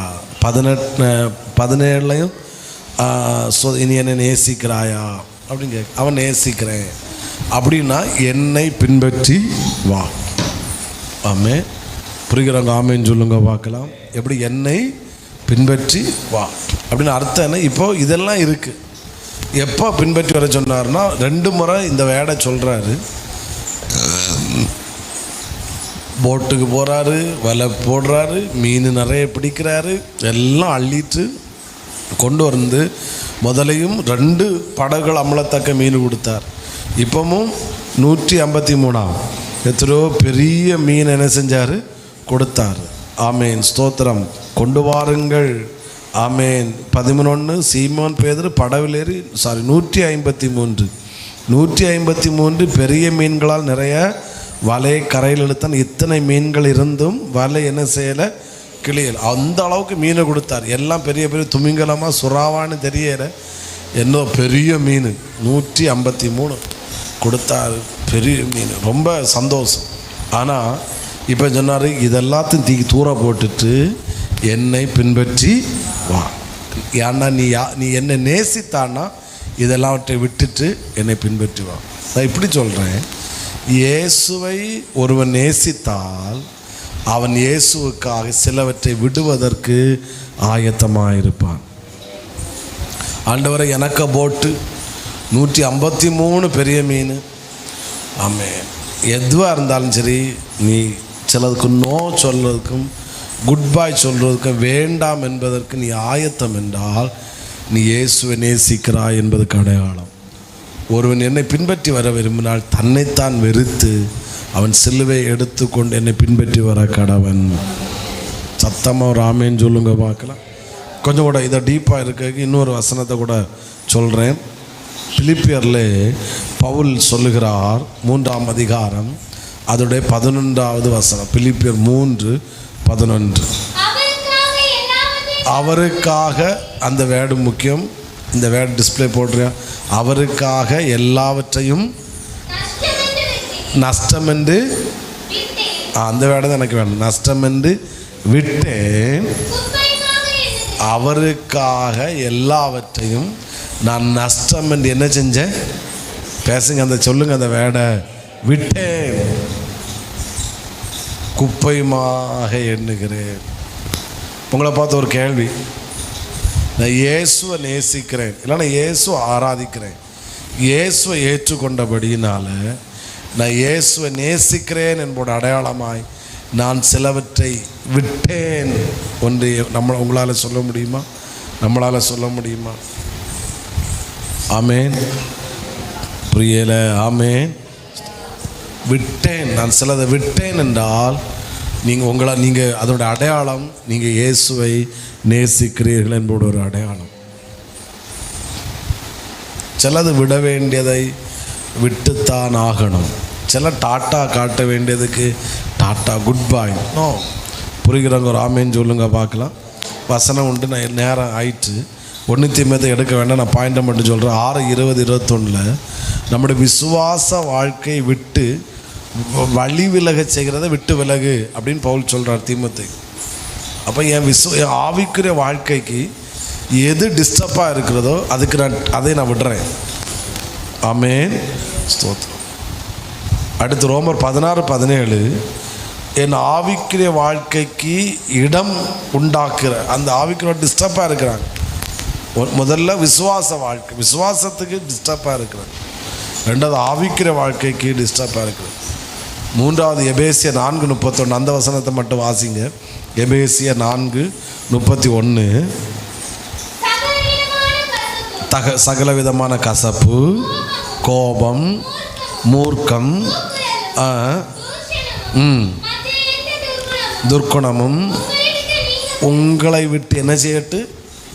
சொல்லுங்க, சத்தம் போயிட்டு நீங்கட்டு. சிலர் ஒருவேளை நல்ல வேடு எதிர்பார்த்து வந்திருப்பீங்க, அது வெள்ளி சனி இங்கே வெளிப்பட்டு. ஏன்னா இந்த வேடு சபையை நம்மளை நிலைநிறுத்தும், தேறினவர்களாய் மாற்றுகிறோம். புரிகிறாங்க? ஆமேன் சொல்லுங்க பார்க்கலாம். இந்த கெட்ட சுபாவம், ஆமேன், இது என்னை விட்டு அகன்றுத்தான் ஆக வேண்டும். அப்படிதானா? ஆமேன். ஒரு அலையிலேயே சொல்லுங்க பார்க்கலாம். இவைகள் என்னை விட்டு என்ன செய்ய வேண்டும்?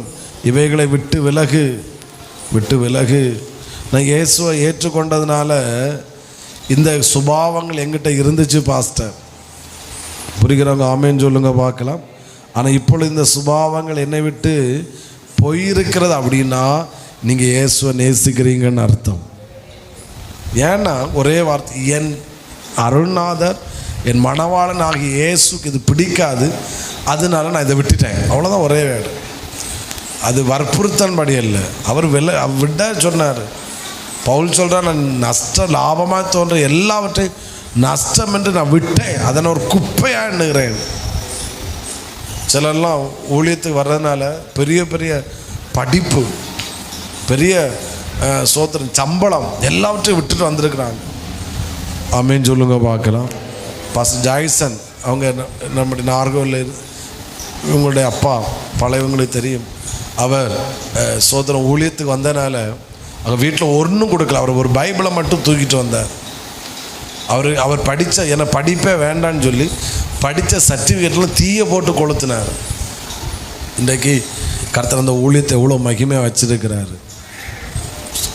அப்படி சிலர் எதெல்லாமோ விட்டாங்க நம்முடைய முற்பிதாக்கள்.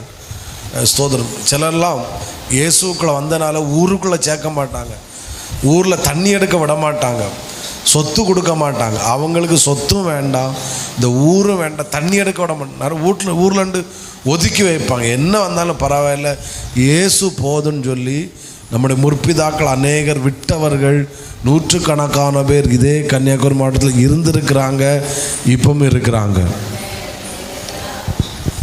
அல்லையே வரமாட்டேங்குது சார். நான் இயேசுவை நேசிக்கணும்னா சிலதை நான் விட வேண்டியதான் வரும். அது உங்களுக்கு விருப்பமாக இருக்கலாம், ஆனால் இயேசுக்கு விருப்பம் இல்லைன்னா அவர் நேசிக்கிறாரு, அவரை நான் நேசிக்கிறேன், அதனால் இதுக்கு டாட்டா. நான் விடலை, இருக்கட்டுன்னு வச்சுக்கிட்டா அவரை நேசிக்கலன்னு அர்த்தம். எதுவோ இருந்தாலும் உங்கள் மனசாட்சி தெரியுது, இது வேண்டாம், இது ஆண்டவர் விரும்பலை, இது ஆண்டவர் அதை வெறுக்கிறாரு, இது வேண்டான்னு சொல்கிறாரு. இந்த சுபாவங்கள் இது ஆண்டவரோடு நெருங்குவதற்கு தடையாக இருக்குது. அது அது அது இதை நான் இழக்கிறனால நஷ்டம் வரும். பரவாயில்ல, நஷ்டமே வந்தாலும் அதை விடுவதற்கு நான் ஆயத்தம். அல்லேலூயா. வரமாட்டேங்குது. சத்தமாக ஆமென் சொல்லுங்க. என்னால் தைரியமாக சொல்லணும். அந்த அந்த அந்த லூக்கா 19 சகையு அவன் அந்த ஆயக்காரன் தலைமை, அவன் நல்லதே சொல்ல முடியும். அவன் இயேசு ஏற்றுக்கொண்டனால மிகப்பெரிய பணக்காரன், அவன் கண்டிப்பாக பிச்சைக்காரன் லெவலில் போயிருப்பான். ஏன்னா அவன் என்ன ஆஸ்தியில் பாதிய ஏழைகளுக்கு கொடுக்குறேன். அப்போ போச்சா, 1 ஏக்கர் சொத்து இப்போ எத்தனை ஏக்கரில் வந்தாச்சு? 50 ஏக்கரில் வந்தாச்சு. நீ எவன்டா அநியாயமாக வாங்கினது உண்டானா எப்படி? நாளத்தின அவன் பேங்கையும் விற்கணும், அவனுக்கு வஸ்திரத்தையும் விற்கணும், வீடை விற்றாதான் இது நடக்கும். ஏன்னா எவன்டையாவது அநியாயமான ஊர் ஃபுல்லாக வாங்கி வச்சுருக்கான். வாங்கினது அப்படியே கொடுக்குறேன்னு சொன்னால் கூட குழப்பம் இல்லை. எப்படி கொடுக்குறேன்? ஆமாம், 100 ரூபா வாங்கினா நான் 400 ரூபாட்டு தாரேன். ஏன்னா நான் அவரை நேசிக்கிறேன், அவரை வீட்டுக்கு வர்றேன். நான் தரித்திரனானாலும் பரவாயில்லை, எனக்கு இந்த பணம் வேண்டாம், அவர் எனக்கு போதும். ஆண்டவர் சொல்கிறாரு, இவன் ஆபிரகாமின் குமாரன். சத்தமாக ஆமேன்னு சொல்லுங்க பார்க்கலாம். சிலது மனசை குத்துதா, சிலது வேண்டாம், சில எதுவாக இருந்தாலும் நான் இது பர்டிகுலர் நான் சொல்லவே மாட்டேன். எது உங்களை வெறுக்கு தோணுது, எது வேண்டான்னு சொல்ல தோணுது, இது ஆண்டவர் அருவருக்கிறார், இது வேண்டான்னு சொல்கிறாருன்னு உங்கள் இருதயத்தில் தோணுச்சுன்னா நான் தைரியமாக சொல்கிறேன், நீங்களும் சொல்ல ஆயத்தமாக பவுலை போல, நான் நஷ்டம் என்று நான் விட்டேன். போட்டு 153 பெரிய மீன் வேண்டாம், நான் அவரை பின்பற்றுவேன், என்னை பின்பற்றுவா. என்ன தெரியுமா நடந்துச்சு? ஜனங்கள் நிலங்களை விற்று பேதுருக்கு பாதத்தில் கொண்டு வச்சாங்க. எவ்வளோ பணம், சொத்தெல்லாம் இவனுக்கு காலுக்கு கீழே. அன்னைக்கு அவர் போட்டை தான் விட்டான், ஒரு 153 பெரிய மீனை தான் விட்டான். கர்த்தர் மகிமையாய் மாற்றினார். ஜனங்கள் அவன் நிழலுக்காக ஏங்குறாங்க, சுகத்துக்காக. ஒரு ஆமேன்னு சொல்லுங்க பார்க்கலாம். திரும்பவும் சொல்கிறேன், பிரதிஷ்டை உள்ளவர்களை தான் கர்த்தர் பயன்படுத்துவார். ஆமேன். நான் சாமுவேலுக்கு லைஃப்பை படிச்சுட்டு வரேன். அவன் தாய் இப்படி ஜெபம் பண்ணுறான், ஆண்டவரே நான் அவனை உமக்கென்று கொடுப்பேன். அது மட்டும் அவன் சொல்கிறா, இல்லை என் மகனுடைய மேல் சவரகன் கத்தி படாது ஆண்டவரே, நான் உமக்கு தர்றேன், அவனை பிரதிஷ்டை. அந்த சாமுவேல தான் கர்த்தர் தேசத்துக்கே தான் முதல் பெயர் சபை மட்டும் பெரிய அளவில் கர்த்தர் வச்சார். அதுக்கு காரணம் தாய். ஒரு தாய், நான் உமக்கண்டு வளர்ப்பேன்ப்பா, நான் உமக்கண்டு நான் தர்றேன் அந்த பிள்ளைய. சின்ன வயசுலே கொண்டு விட்டுட்டான். வருஷத்துக்கு ஒருக்கா தான் போகும்போது ஒரு சட்டையை மட்டும் தச்சு கொண்டு போவான். அந்த அவன் விட்ட வீடு, பிள்ளைகள் 2 பேரும் மகா மோசம். ஆராதனைக்கு வர்ற பிள்ளைகள் ஜனங்களோடு விபச்சாரம் பண்ணினார்கள். அவர்கள் பேலியாளின் மக்கள், கர்த்தரை அவர்கள் அறியவில்லை, மோசமாக இருந்தாங்க. அந்த வீட்டில் தான் தன் பிள்ளையை கொண்டு விடுறா. ஆமேன். அன்னாள் ஆனால் அவனுக்குள்ள அவளை பிரதிஷ்டையை ஊட்டி வளர்த்தான். வருஷத்து ஒருக்கா தான் வருவா, சட்டையை மட்டும் தச்சு கொண்டு போடுவான், போயிடும். ஆண்டு 3 குமாரர்களையும் 2 குமாரத்திகளையும் திரும்பவும் கர்த்தர் அன்னாளுக்கு கர்த்தர் கொடுத்தார். அவனை ராஜாக்களுக்கு மேலே ராஜாக்கள் அபிஷேகம் பண்ணுகிற அளவில் கர்த்தர் சாமுவேலை உயர்த்தி வச்சார். நான் சொல்கிறேன், சில பிரதிஷ்டைகள் நமக்கு கண்டிப்பாய் தேவை. அந்த பிரதிஷ்டை உள்ள வாழ்க்கை நம்மை உயர்த்தும். அது ஒருவர் சொன்னதன் மேல் இருக்க வேண்டாம், அவர் மேல் வைத்த அன்பின் மேல் இருக்கட்டும். நான் விடுறேன் சார், இதனால் சில கெட்ட பேர் வரும், நோ ப்ராப்ளம், சில நஷ்டம் வரும், நோ ப்ராப்ளம். ஆனால் எனக்கு ஒன்று தெரியும், நான் அவரை நேசிக்கிறனால, அதை விட்டதுனால அவர் என்னை கைவிடவே மாட்டார். விட்ட ஒருவரையும் கர்த்தர் தரித்திரனாக மாற்றினதாய் சரித்திரமே இல்லை. புரிகிறவங்க எத்தனை பேர்? ஆமேன். அதனால அவன் உபதேசம் கை கொள்ள வைக்கும். இருதயம் சுருக்கமாக இருந்தால் அது நுகமாக இருக்கும். இருதயம் விசாலமாக இருந்தால் அது சுமையாக மாறும், சுகமாக மாறும். நான் சொல்கிறது எத்தனை பேர் ஆமேன்னு சொல்லுகிறீர்கள்? ஆமேன். சாமுவேலை கர்த்தர் மேன்மையாக்கினார். சில பிரதிஷ்டைக்குள்ளே வாங்க, சிலது ஆண்டவர் எதுவாக இருந்தாலும் சரி, எது வேண்டான்னு சொல்கிறாரோ உடனே அதுக்கு கீழ்ப்படிஞ்சு சரி ஆண்டவரே விடுங்க, பவுலை போல சொல்ல நமக்கு இருக்கணும். எல்லாவற்றையும் விட்டேன்னு சொல்லாட்டாலும் ஏதோ சிலவற்றையாவது நான் விட்டேன் விட்டேன் விட்டேன் என்று தைரியமாக சொல்ல முடியும்னா ஆமேன், ஸ்தோத்திரம். நாம் சாதாரணமானவர்கள் அல்ல, நாம் ஒரு சாதனையாளர்களாய் ஒரு சரித்திரமாய் கர்த்தர் நம்மை மாற்றுவார் என்பதில் எந்த சந்தேகமும் இல்லவே இல்லை, இல்லவே இல்லை. அந்த பவுலை தான் கர்த்தர் சபைகளுக்கு அப்போஸ்தலனாக மாற்றினார். அவரை இன்னைக்கும் அவருடைய நிருபம் நம்மோடு பேசிக்கொண்டே இருக்கிறது. ஆமென், அல்லேலூயா. நீ இயேசுவை நேசித்தா என்றால் சிலதை விட்டுத்தான் ஆகணும். உங்களால் சொல்லணும், நான் இதை அவருக்காக விட்டேன், என் மணவாளன் இயேசுவுக்காக. மணவாட்டி என்பவள் அதானே, மனைவி என்பவள் புருஷனை என்றைக்கு கரம் பிடித்தாளோ அன்னைக்கு அவள் தன் அப்பாவை அம்மாவை வீட்டை விட்டுட்டு தான் வர்றாங்க. ஸோ ஏன்னா இவரை நான் நேசிக்கிறேன். புரிகிறவங்க சத்தமாக இல்லையோ சொல்லுங்க பார்க்கலாம். ஏசு நம்ம நேசித்தார் என்பது பரலோகத்தை விட்டாரு, அவ்வளோ வலிகள் அவர் சகிச்சாரு, அவ்வளோ அடிபட்டாரு, அவ்வளோ நிந்தைகளை சகிச்சார். ஏன்? நமக்காகத்தானே. நான் இதை செய்கிறதுனால இவர்கள் என்னுடைய மனவாட்டியாய் மாறுவார்கள், என் பிள்ளைகளாய் மாறும் என்பதற்காக அவர் எதெல்லாம் விடணுமோ எல்லாவற்றையும் விட்டார். அதனால தான் இன்றைக்கி சபைகள் உருவாக்கப்பட்டு இருக்கிறது. 4வது, இயேசுவை என்னை நேசிக்கிறாயா? அப்படின்னு ஒன்று சொன்னால் என்னை பின்பற்றி வா. 2வது சொன்னார், என் ஆடுகளை மேய்ப்பாயாக. அப்படி தானே, என்ன செய்வாயாக? என் ஆடு. அப்போது 4வது, இயேசுவை நேசிக்கிறேன் என்றால் நான் அவருக்காக ஊழியம் செய்வேன். என் ஆடுகளை மேய். உனக்கு ஆடுகளை, எனக்கு ஆடுகளை, உனக்கிட்டது என் ஆடுகளை மேய்ப்பாயாக. என்னை நேசிக்கிறாயா? ஆமாம் நேசிக்கிறேன். அப்படின்னே ஆடுகளை மேய். நீ எதுக்கு போட்டை தூக்கிட்டு வலையை எடுத்துகிட்டு மீன் பிடிக்க போகிறான்? என் ஆடுகளை மேய், நான் உனக்கு தாரேன் ஆடுகளை. ஸோ அவன் எல்லாவற்றையும் விட்டுட்டு திரும்பவும் பேதுரு ஊழியத்துக்கு போனான். ஒரே பிரசங்கத்தில் 3000 பேர் ரட்சிக்கப்பட்டார்கள். 153 மீனை விட்டான். இப்போ 3000 நபர்களை ஆத்துமாக்களை கற்றுக் கொடுத்தார். இவனுக்கு முன்னாடி வரிசை 100க்கு ஆயிரக்கணக்கான மக்கள் ஞானஸ்தானம் பெறுவதற்காக முன்னாடி வந்து நிற்கிறாங்க. 2 வலை கிளியத்தக்க மீனை விட்டான். இன்னைக்கு ஆண்டவர் இவ்வளோ மேன்மையாக கற்று வச்சிருக்கிறார். ஆமேன், ஹல்லேலூயா. ஊழியம் என்பது பாஸ்டருக்குரியது மட்டும் அல்ல, ஊழியம் என்பது இயேசுவை நேசிக்கிற அத்தனை பேருக்கும் உரியது. பக்கத்தில் கை கொடு சொல்லுங்க. ஊழியம் என்பது பாஸ்டருக்குரியது மட்டுமல்ல, இயேசுவை நேசிக்கிற அத்தனை பேருக்கும் உரியது. ஆமென், பிரைஸ் தி லார்ட். சத்தமோ ரலிலே சொல்லுங்க. மிகப்பெரிய ஊழியம், பணிவிட ஊழியம் நடக்குது, எல்லாம் நம்ம செய்கிறோம். மிகப்பெரிய ஊழியம் ஆத்துமாக்களை ஆதாயம் பண்ணணும். அதுதான் பெரிய ஊழியம். மைக்கு பிடிச்சதும் பாட்டு பாடியதும் பிரசங்கம் பண்ணியதும் அது ஓகே, அது மெயின் மினிஸ்ட்ரி. ஆத்துமாக்கள் ரட்சிக்கப்படாதவர்களுக்கு இயேசுவை பற்றி சொல்லணும், அவர்களை ரட்சிப்புக்குள்ளே கொண்டு வரணும். புரிகிறவங்க சத்தமாக ஆமென், ஆமென். சுவிசேஷம் என்பது என்ன?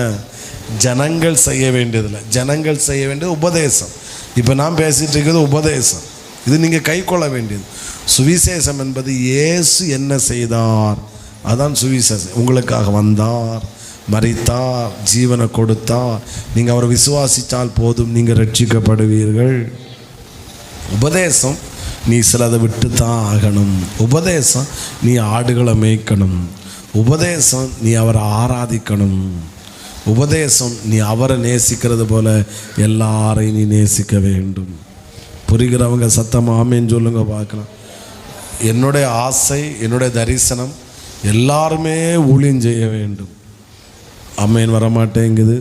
முடிஞ்ச அளவுக்கு நம்ம சர்ச்சிலையும் சிலருக்கு சில பொறுப்புகளை கொடுத்து ஊழியம் செய்ய வைக்கிறோம். அது உங்களுக்கு கிடைத்த ஒரு பெரிய பாக்கியம், பெரிய பாக்கியம். நல்லா ஊழியம் செய்யுங்க. ஊழியம் என்பது எல்லாருக்கும் உரியது. நீ பாட்டு பாடினாலும், கீபோர்ட் ப்ளே பண்ணாலும், இது மீடியா செஞ்சாலும், பாய் போட்டாலும், பாத்ரூமும் க்ளீன் பண்ணுறீங்க, இதெல்லாம் ஒன்றை மட்டும் மைண்டில் வச்சு செய்யுங்க, இது நான் அவருக்கு செய்கிற ஊழியம். ஆமேன் வரமாட்டேங்குது. சத்தமாக ஒரு அல்லேலூயா சொல்லுங்க. திரும்பவும் சொல்கிறேன், கண்டிப்பாக ஊழியம் செய்யணும். எல்லாரும் ஊழியம் செய்யணும், எல்லாரும் ஊழியம் செய்யணும். ஊழியம் என்பது உங்கள் மேல் விழுந்த கடமை அல்ல, உங்கள் மேல் விழுந்த உத்தரவாதம். கடமை மட்டும் அல்ல, கடமை தான். ஸோ நீ என்ன நேசிக்கிறையா? ஆமாம். அப்போ என்ன பின்னி ஆடுகளுமே நேசிக்கிறேன்னா இப்போ வேண்டாம், ஆடை நீ மேய்க்காண்டாம். நேசிக்கிறாயா? ஆமாம். அப்படின்னா நீ என் ஆடுகளை மேய்க்கத்தான் செய்யணும். இப்போ நேசித்தனால என்ன கொடுத்தாரு தெரியுமா? நீ ஆடுகளை சம்பாதின்னு ஆண்டவர் சொல்லலை, அவருக்கு ஆடுகளை இப்போ யார் கையில் கொடுக்குறாரு? பேதுரு கையில் கொடு. அப்போ நம்ம இயேசுவை நேசிக்க ஒன்று வேடம் மட்டும் சொல்லிடுறேன். இயேசுவை நேசித்தா அவருக்குரியது, அவரிடத்தில் என்னென்னலாம் இருக்கிறதோ அது எல்லாவற்றும் உங்கள் கையில் கத்த தருவார். இதுதான் நேசிப்பவருடைய விசேஷம். அவரை நேசிக்கிறவனுக்கு அவருக்குரியதை என்ன செய்வார்? தருவார். உங்கள் கையில் இருக்கும். இதெல்லாம் உங்கள் கையில் எப்படி வந்துச்சு? யார் தந்தா? அவர் தந்தார். எப்படி வந்துச்சு? ஒரே ரீசன், அவரை நேசித்தேன், அவர் எனக்கு தந்தார். ரெண்டாவது, அவரை நேசிக்கிறனால பேதுரு கேட்கல, ஆண்டவரே உங்கள் ஆடுகளை எனக்கிட்ட என்ன செய்யுங்க தாங்கன்னு கேட்கல. அவன் கேட்காமலே ஆண்டவர் சொல்கிறாரு, என் ஆடுகளை நீ என்ன செய்வாயாக மேய்ப்ப. அப்படின்னா நீ அவரை நேசித்தா அவருக்குரியதை உங்களுக்கு தருவார். ரெண்டாவது, கேட்காமலே உங்களுக்கு தேவையானது உங்கள் கரத்தில் கர்த்தர் தருவார். ஆமென். காது கேட்கல, தருவாரா தரமாட்டாரா? ஆமென்.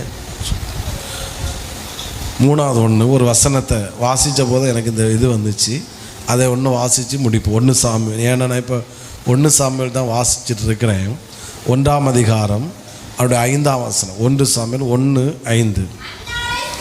அன்னாளை சிநேகித்தபடினால் அவளுக்கு எப்படி கொடுப்பான்? ரெட்டிப்பான். பெண்ணினாளுக்கு 1 பங்குன்னா அன்னாளுக்கு எத்தனை பங்கு? ரெட்டிப்பான். ஏன் அப்படின்னா அன்னாள் என்ன செய்தார்? நேசித்தார். ஒரு அல்லேலூயா சொல்லுங்க பார்க்கலாம். இப்படி சொல்கிறேன், மற்றவர்களுக்கு கொடுக்குறதையும் கர்த்தவங்களுக்கு கொடுப்பாரு, மற்றவர்களுக்கு கொடுக்காததையும் கர்த்தவங்களுக்கு கொடுப்பாரு, மற்றவர்களுக்கு கொடுத்ததை உங்களுக்கு அப்படியே தரமாட்டார், அதை ரெட்டிப்பாக கர்த்தர் தருவார். ஐயோ ஐயோ ஐயோ ஐயோ.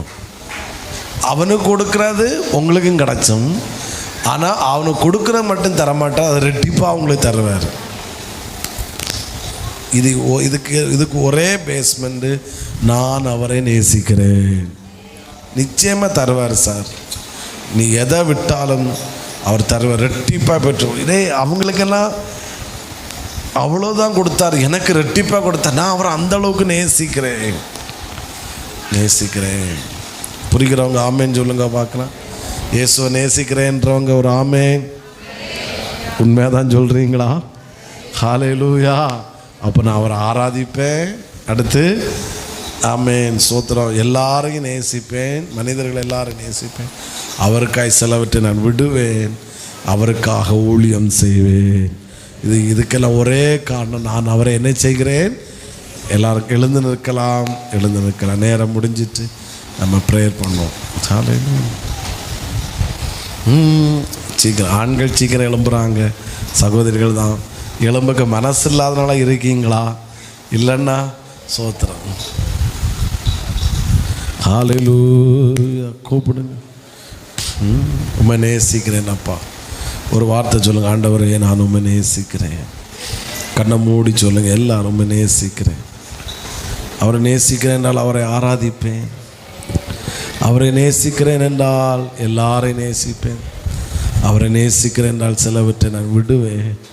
அவரை நேசிக்கிறேன் என்றால் அவருக்காக நான் ஊழியம் செய்வேன். ஹல்லேலூயா.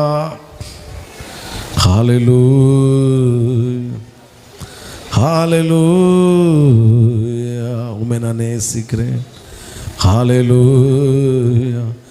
அப்பா உம்மை நேசிக்கிறேன்,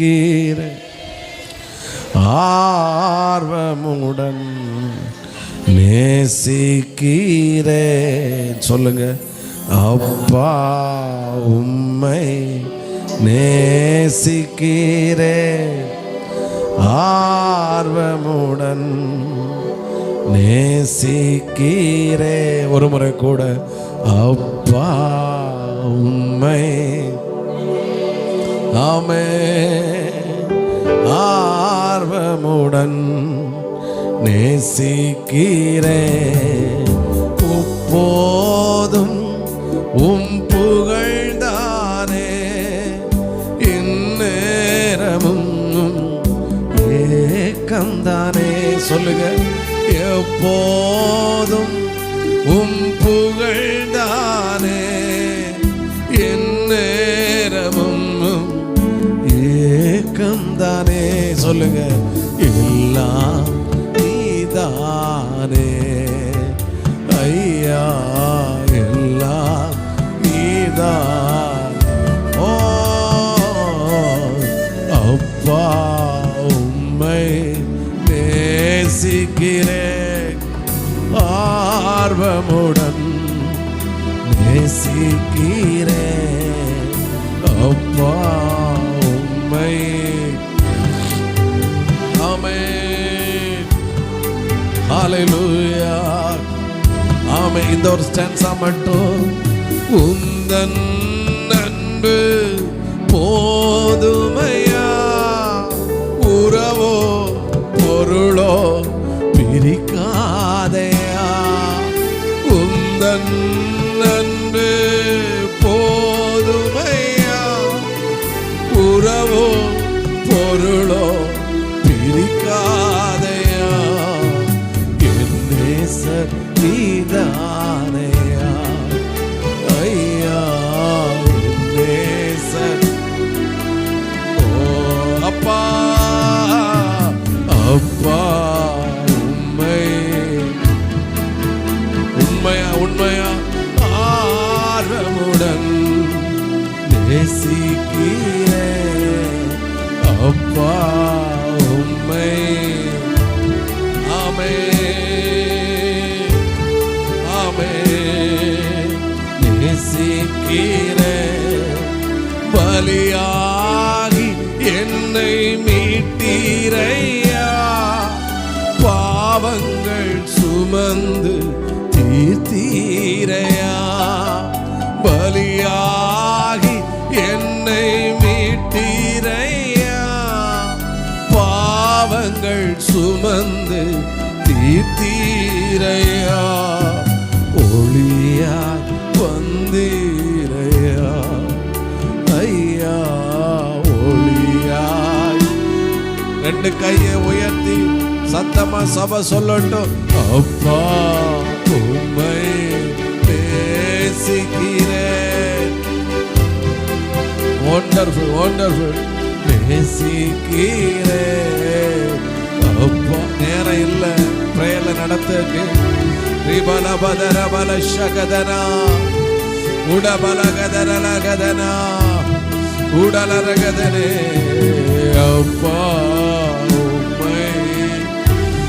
ஆமென். அவரை நேசிங்க, அவரை நேசிங்க, அவரை நேசிங்க, அவரை நேசிங்க, அவரை நேசிங்க.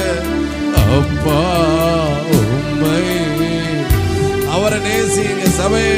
அவர் கைவிட மாட்டார். அவர் நடத்துவாரு, அவர் நடத்துவாரு, அவர் நடத்துவாரு. அப்பா உம்மை. உண்மையா சொன்னா கண்கண்டு கண்ணீர் வரும். உண்மையா சொன்னா கண்கண்டு கண்ணீர் வரும். நீ பாலா பாரா ஒரு முறை கூட அப்பா அப்பா உம்மை. இயேசுவே இயேசுவே இயேசுவே. ஆமென். முடி கேட்க மனசில்ல, முடி கேட்க மனசில்ல. ஆனா டைம் போயிட்டு. ஹல்லேலூயா. அவரை நேசிங்க சபை. அவர் நடத்துவார், அவர் கைவிட மாட்டார். நீ உனக்கு தேவையானது நீ கேட்காமலே தருவார், ரெட்டிப்பா தருவார், பல மடங்கா தருவார். அவரிடத்தில் இருக்கிறத உங்க கையில தருவார். இதெல்லாம் அன்பில் இருக்கிறது. நல்ல பிதாவே, இந்த வார்த்தைகளுக்காய் ஸ்தோத்திரம். தொடர்ந்து உண்மைத்தம வாழ உதவி செய். கடந்த வாரத்திலே நாங்கள் உண்மை நம்புகிறோம் என்பது அடையாளம் என்ன, இந்த வாரத்தில் உம்மை நேசிக்கிறோம் என்னுடைய அடையாளம் என்ன என்பதை குறித்து தியானிக்க கிருபை செய்து நாங்கள் ஆண்டவரே உம்மை ஆராதிக்கணும். நாங்கள் எல்லாரையும் நேசிக்கணும். நாங்கள் சிலதை நீர் வெறுக்கிறத நாங்கள் வெறுத்து நீர் வேண்டான்னு சொல்கிற நாங்கள் விடணும்ப்பா. நாங்கள் ஊழியம் செய்யணும். ஊழியம் செய்து எங்களுக்கு கிடைத்த ஒரு பெரிய பாக்கியமாக நினச்சி வாழ கிருபை தார். நாங்கள் உம்மை நேசிக்கிறோம், உம்மை நேசிக்கிறோம், உம்மை நேசிக்க. I love you Jesus, I love you daddy, I love you father. உண்மையாக இந்த ஊழியத்தை செய்ய கிருபை தாரும். தொடர்ந்து பெரிய காரியங்களை செய்யும். இந்த வாரம் முழுவதும் எங்கள் பிள்ளைகளை பாதுகாத்து கொள்ளும். சுகம் பலன் ஆரோக்கியம் கொடுத்து காத்துக்கொள்ளுவீராக.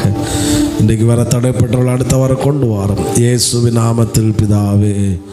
என் ஆத்துமாவே கர்த்தரை ஸ்தோத்திரி, என் உள்ளமே பரிசுத்த நாமத்தை